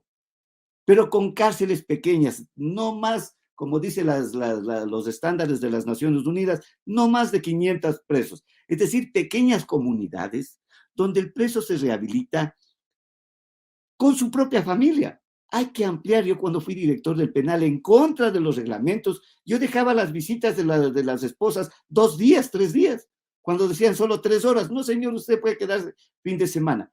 Nunca le puedes desvincular de la familia y de la sociedad a la persona que quieres reincorporarle a la sociedad. ¿Cómo lo reincorporo si le desvinculo de la familia? Entonces, es tan sencillo como eso. Segundo, yo le enseño al señor panadería adentro y le enseño a la familia afuera que maneje contabilidad, y cuando el señor salga libre, ya la familia lo está esperando afuera. El Estado le da un pequeño bono, un pequeño crédito para que monte esta pequeña empresa, ahora que está tan de moda la palabra emprendimiento. ¿Qué haga el Estado eso? En la cárcel le enseño metalmecánica, le enseño mecánica automotriz a las personas en un convenio con las empresas ensambladoras de autos que hay en el Ecuador. Sale el señor aprendiendo bien mecánica, aprendiendo bien mecánica automotriz y sale a trabajar en estas empresas, a cambio de un bono tributario que le puede dar el Estado. Vea, usted no le voy a cobrar el 10% del impuesto a la renta o del IVA, pero deme trabajo para esta gente. Ármeme un taller de metalmecánica en las cárceles. Tan sencillo. Priorizar con la persona que sale. Todos nos ocupamos del preso. Y cuando sale, el preso que sale pone un pie afuera de la cárcel, no sabe qué hacer. Muchas veces ya sin familia. Ahí es cuando el Estado debe poner el mayor énfasis en la persona que sale libre. No necesito plata para eso. ¿Qué es lo que tengo que hacer? Lo que nos decía el doctor Alfonso Zambrano. Los estudiantes de psicología, los estudiantes de trabajo social, los estudiantes de psiquiatría, los médicos, los estudiantes que van a aprender terapia familiar, etcétera, que hagan un servicio comunitario. En vez de que hagan una tesis, esto lo vengo proponiendo creo que ya 15 años o más, en vez de que haga una tesis, le doy a cada estudiante 20 presos liberados. Hágame el seguimiento por un año. ¿Cómo está comportándose? ¿Cómo está con la familia? ¿Consiguió trabajo? ¿Qué está haciendo de su vida? ¿Cómo está rehabilitándose? Etcétera, etcétera. Con un trabajo profesional de los psicólogos, los terapeutas, etcétera, acompañándolo. Eso se ha hecho en otros países con mucho éxito. Las universidades tienen que trabajar ahí.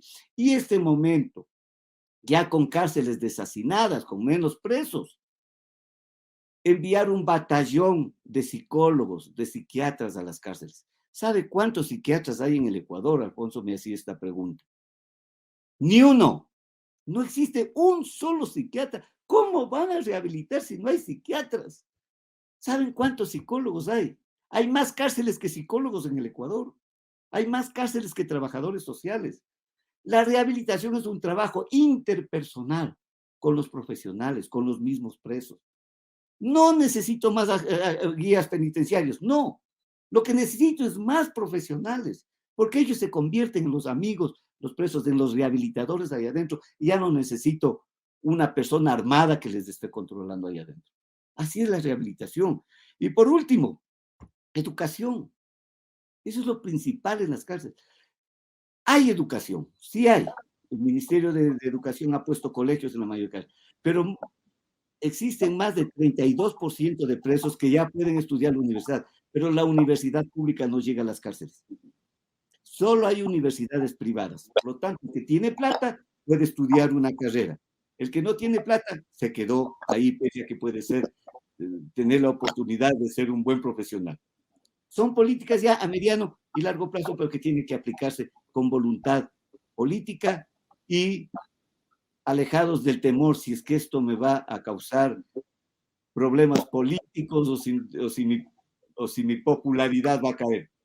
Los presidentes, las autoridades no tienen que pensar en políticas públicas que solo le van a generar aplausos. Los presidentes tienen que ser responsables de generar políticas públicas que beneficien a la sociedad, aunque tengan contradictorios de la prensa o de alguna sociedad vengativa. Por el tiempo así, creo que estamos pasándonos mucho, Vinicio. Gracias. Importantísimas las apreciaciones del profesor Ernesto Pazmiño, quien en primer lugar en la recta final de este conversatorio en cuanto a las medidas para la crisis carcelaria a mediano y largo plazo, ha terminado una postura abolicionista específicamente enfocada en la necesidad de regular e inclusive despenalizar el tema de las drogas, controlándolo por lo menos de manera oficial y en el ámbito normativo por parte del Estado. Ha hecho un énfasis también en el tema de la rehabilitación del privado de la libertad, cuáles son las estrategias específicas para aprovechar el recurso carcelario, no solamente en el ámbito laboral, sino también en el ámbito educativo. Sobre la base de este eje, a continuación determinaremos las apreciaciones finales en no más de 5 minutos del profesor Alfonso Zambrano respecto a los puntos que han sido abordados por el profesor Ernesto Pazmiño. Profesor Zambrano.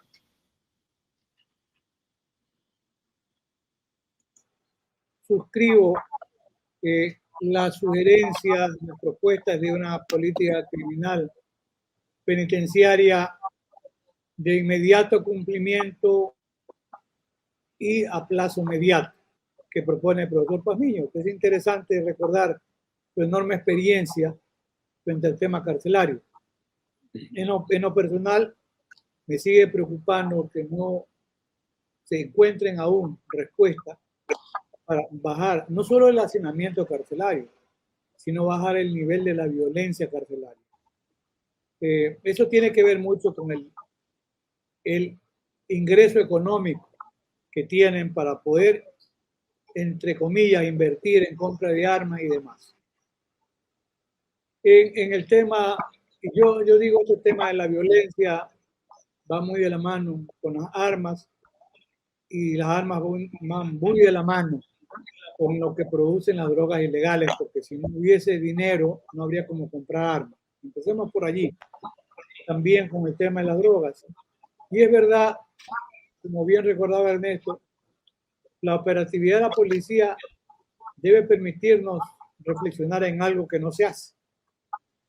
El año 2020, el decomiso de drogas en el Ecuador fue tema de cocaína, 128.4 toneladas de cocaína. Es uno de los temas que yo trabajo más de 30 años. El año 2021 son 132 toneladas hasta el último día de septiembre, reconocido por la ministra en una reunión en la Asamblea. Ecuador, antes, en la investigación de campo que yo hacía y en defensas penales de algún empresario involucrado, comprobábamos que Buenaventura era el puerto de Colombia que mayor cantidad de cocaína enviaba para el norte, hacia Estados Unidos y hacia Europa. Pero hoy, Ecuador, penosamente, más que vergonzosamente, penosamente y con mucha preocupación, es el principal exportador de cocaína a América Latina. Porque una tonelada de cocaína cuesta en Europa 60 millones de dólares. En este tema de la violencia, de las armas, no hay que perder la importancia que tiene el manejo económico de las drogas ilegales. La primera economía mundial subterránea es el tráfico de armas, que las producen los países del primer mundo. Alemania, Estados Unidos, Japón, el mismo Israel, etcétera, que maneja alrededor de 800.000 millones de dólares por año. Y en Estados Unidos llegan al argumento de la segunda enmienda.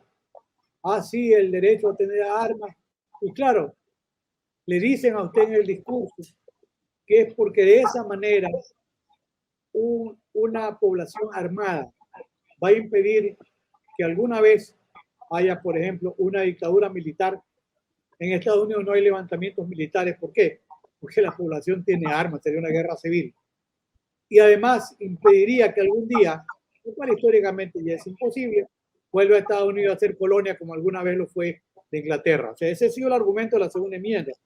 La única enmienda que se movió fue la del alcohol, 14 años, 1919 a 1933. Ante el crecimiento de la mafia ítalo-norteamericana, es la única enmienda que se puso, y luego esa enmienda fue derogada. Ninguna otra enmienda ha sido derogada. 200 años y más. Entonces, es un tema de las armas allí. ¿Cuánto mueve la economía mundial de las drogas? Como dijo bien Ernesto, son billones, sí. Alrededor de 500 billones, o sea, alrededor de 500.000 millones de dólares por año. El gran flujo económico, ¿dónde se lava? En la banca del primer mundo. ¿Qué parte de Estados Unidos? Pero también los paraísos fiscales, en Europa también. Miren, Alemania es una gran lavandería. Y no ofendo a Alemania, yo respeto muchísimo el pensamiento alemán. Japón es una gran lavandería. Suiza lo ha sido. Inglaterra ahora es una gran lavandería de dinero que proviene de la dilapidación de los recursos. Se roban el dinero en la India. ¿Y a dónde van? Buscan un refugio que son en Inglaterra los bancos y grandes corporaciones de abogados que les ayudan a blanquear el dinero. En Inglaterra también es una gran lavandería porque es negocio. O sea, el 80% se lava en la banca del primer mundo. Y ahí coincido con Ernesto. Si se legalizaran las drogas, yo he pensado que podría quebrar no solamente la economía de Estados Unidos, la economía mundial. Sáquenle 400.000 millones de dólares por año. Yo veo no difícil, imposible la legalización. por el costo que tiene la última salida. Ahora, ¿qué hacemos en Ecuador? Porque Ecuador era un país hasta de tránsito. Hoy somos el principal exportador y para tener la idea muy clara. El ejército en operativo ahora ya no dicen poco más nada, seguramente le dicen, oiga, no hable más. Descubre el laboratorio hace 3 semanas en Amazonía ecuatoriana, con capacidad para procesar 2,5 toneladas por semana. Por mes, un laboratorio, uno solo en Amazonía, puede procesar 10 toneladas mensuales. ¿Cuántos hay? No sé. El presidente Lasso llega al poder, a las 2 semanas, 8 toneladas en el puerto de Guayaquil. Después de Turquía tiene harto dinero con el tráfico de hachís y de heroína, pero Ecuador se da el lujo, el Día del Padre, como yo digo, le soplamos 6 toneladas de cocaína a Turquía, Ecuador a Turquía, 6 toneladas de cocaína. Hace menos de mes y medio, aquí cerca de Los Bereles, en una caleta, 10 toneladas de cocaína. Mientras se produce la matanza en la cárcel con los 119 muertos, a 3 cuadras, una caleta con 3,5 toneladas de cocaína. Disculpe la expresión, por eso estamos jodidos, no hay control. La policía dice que puede llegar hasta el 10%. Surge una inquietud, porque he visto por allí una empresa de capital extranjero que hace la labor de mover los containers en el puerto, con gran publicidad. Estamos trayendo tecnología de punta, ¿para qué? Para evitar el contrabando, para evitar que ingresen de manera ilícita los productos. ¿Y qué control hay para la salida ilícita de la droga? No hay control. No hay control, porque es parte del negocio. Yo conocí un caso, para ir concluyendo por el tiempo, de un capitán de la Armada, como dicen en mi tierra, lo mantuvo muy jodido. Les cortan la carrera, como ocurre con buenos militares, no ascendió sino a capitán de navío. Ahí lo bajaron de la carrera militar. Él consiguió ser jefe de seguridad de una de estas grandes empresas de los contenedores. Él tenía mucho conocimiento, había hecho labor de inteligencia y comenzó a preocuparse por ciertos contenedores que pasaban de agache. Y le dijo el gerente, un extranjero, ¿qué pasa, comandante? Que yo tengo sospecha de estas empresas y de estas otras. No se meta, que eso no es problema suyo, son nuestros clientes. Bueno, se metió pues el comandante. Y le dijo a un capitán que sí hay gente honesta.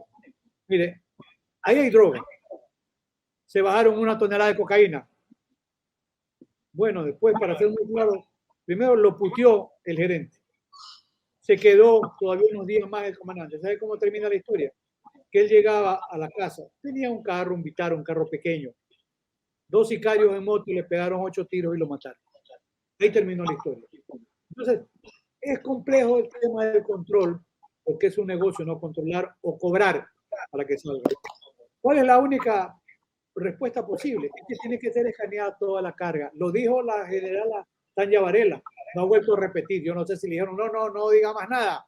Digo, si nosotros escaneamos toda la carga, tenga la seguridad que podemos detectar, por supuesto, mucha más droga. ¿Cuál es la idea? Que Ecuador pueda bajar su nivel de violencia no solo dentro de la cárcel, la violencia en la calle, el sicariato. Si usted controla el flujo de droga y se comienza a caer más y más droga, tendrán que los dueños de la droga buscar otros sitios de envío como antes lo tuvieron. Recuerdo el doctor Borja decía, isla de paz. Ecuador es una isla del terror. La democracia puede terminar siendo secuestrada en México, para terminar. El presidente AMLO, el ejército y la policía detienen al hijo de Chapo Guzmán. ¿Y esto qué pasa ahí? ¿Qué dijo el presidente? Retírese la policía por riesgo. ¿Qué? Tienen camionetas artilladas. Los narcos. Digo, que salga el ejército y que lo deje libre para evitar riesgo tercero. ¿Qué vive México? México en el fondo es un narcoestado. Eso no es democracia o una narcodemocracia. ¿Cuál es la exhortación? Tratar de evitar que Ecuador se llegue a convertir en un narcoestado. Yo pienso que estamos a tiempo. Con el nivel de violencia que hay altísimo, sí. Pero sí, yo insisto, si se controla la cantidad de drogas que salen por Ecuador, tenga la seguridad que va a bajar el nivel de violencia, incluyendo la violencia carcelaria. Quería con eso concluir Ernesto fue muy acertado en todas sus propuestas de política criminal penitenciaria, mediano a largo plazo. Yo quería aportar con este tema de política criminal antidrogas. Yo, 30 o 40 años, Ernesto lo sabe porque es mucho más joven que yo, he propuesto mi discurso siempre en la línea de que la legalización es la única salida razonable. Difícil por el costo del lavado de activos. Consecuentemente, yo no veo posibilidad de legalizar, no nos queda otro recurso que controlar. Para que Ecuador no siga siendo Ecuador. BBC de Londres dice Ecuador es la autopista de la cocaína. Y yo le agrego, somos el triángulo de oro: Perú, Colombia y Ecuador, el tema de la cocaína. Eso tiene que de alguna manera ser controlado. Esa es una política de Estado. ¿Qué le cuesta al Estado? Organizarse, ¿no? ¿O es negocio no controlar la cantidad de droga que sigue saliendo? Ya no lo sé. Sinceramente no lo sé. Pero no hay una reacción porque el presidente dispara para otro lado, ya se olvidaron del tema de escanear la carga, no hay control, y eso genera un nivel de corrupción. En realidad, por el tiempo, para concluir, el ejército ecuatoriano tuvo un capitán, Telmo Castro. Ahora, en el caso del Chapo Guzmán, ya aparece, porque estuvo en la cárcel y lo mataron. Él, como capitán del ejército, transportaba en camiones del ejército cocaína. Los carteles mexicanos no producen cocaína, producen heroína y marihuana. Compraban en Colombia. ¿Quién les daba seguridad en la transportación? El capitán Telmo Castro. En camiones del ejército, sí, $100 un kilo. Una tonelada que tiene 1.000 kilos, eran $100.000 por tonelada. Si un camión del ejército llevaba 3 toneladas, eran $300.000 por transportar, con conscriptos armados. ¿La policía lo iba a tener? No. Al puerto de Guayaquil, al puerto de Manta, para que salga la droga. Y eso lo reconocen. Entren a YouTube, lo que les gusta la música, pongan corrido mexicano, a Micapi. Ahí está el corrido Micapi, hecho por los Tigres del Norte a petición del cartel de Sinaloa. ¿No habrá más otro capitán Telmo Castro? No lo sé, ojalá que no. ¿Y Telmo Castro se lleva él solo todo el dinero o había reparto? Tampoco lo sé. Pero eso tiene que ser también tomado en consideración para evitar que Ecuador siga siendo, como dicen en Europa, la autopista de la cocaína. Muchísimas gracias también a ti, Ernesto, y a Vinicio por la posibilidad. Quise centrar un poco en esto para algún aporte positivo en esta propuesta de política criminal en la que el Estado nos sigue debiendo, pero ojalá que trate de ponerse a tiempo. Le vamos a tomar la lección. Con ustedes, muchísimas gracias quienes han tenido el tiempo de quedarse, digo en broma, casi hasta la madrugada. Nuevamente, muchísimas gracias, un honor estar con ustedes. Importantísimas las apreciaciones del profesor Alfonso Zambrano. Él ha coincidido con el profesor Pazmiño en esta recta final en torno a determinar una política antidroga para poder establecer un ataque fuerte a estas bases que sirven para estructurar las organizaciones delictivas y los recursos de las organizaciones delictivas. Y sobre este eje, además, ha hecho un énfasis en la corrupción alrededor de todo el sistema carcelario, pero también del sistema delictual que gira alrededor de la delincuencia organizada fuera de las cárceles y que alimenta también a las mafias delictivas que se encuentran en el interior de los centros carcelarios. Como académicos, como penalistas, hemos realizado nuestras propuestas para que este conversatorio no solamente tenga eco en quienes han tenido la bondad de seguir este conversatorio en vivo por aproximadamente 2 horas. Hemos tenido casa llena esta noche, pero también es importante que estas propuestas académicas por los expertos que han comparecido ahora a nuestro programa Conversatorio Jurídico tengan eco en las autoridades. Esperemos que este conversatorio jurídico no se quede aquí. Compártanlo en sus redes para que afortunadamente llegue a los oídos de un asambleísta, llegue a los oídos de uno de los funcionarios de gobierno, para que ellos puedan atender cuáles son los criterios de los expertos tan necesarios para tomar estas decisiones acertadas en torno a la política del sistema de rehabilitación social. Quiero agradecer y reiterar nuevamente la participación de mis queridos amigos Ernesto Pazmiño y Alfonso Zambrano. Son parte del claustro profesional de docentes de Conversatorio Jurídico. Siempre es un gusto compartir con ustedes academia. Muchísimas gracias, un abrazo fortísimo, queridos amigos. Gracias, Ernesto, gracias, Alfonso. Agradecerles a ustedes también, queridos amigos, por su atenta participación, por su participación en las redes hemos compartido sus comentarios en nuestra plataforma Conversatorio Jurídico. Tus palabras finales, Ernesto, ya en la despedida, y también Eduardo Alfonso. No, muchas gracias. Agradecerte a ti, agradecerle al profesor Alfonso Zambrano. El problema es que estos conversatorios se debate el tema de las cárceles solo cuando hay muertos. Pasan los muertitos, ya los entierran y nos olvidamos de los problemas de las cárceles hasta que haya otra masacre.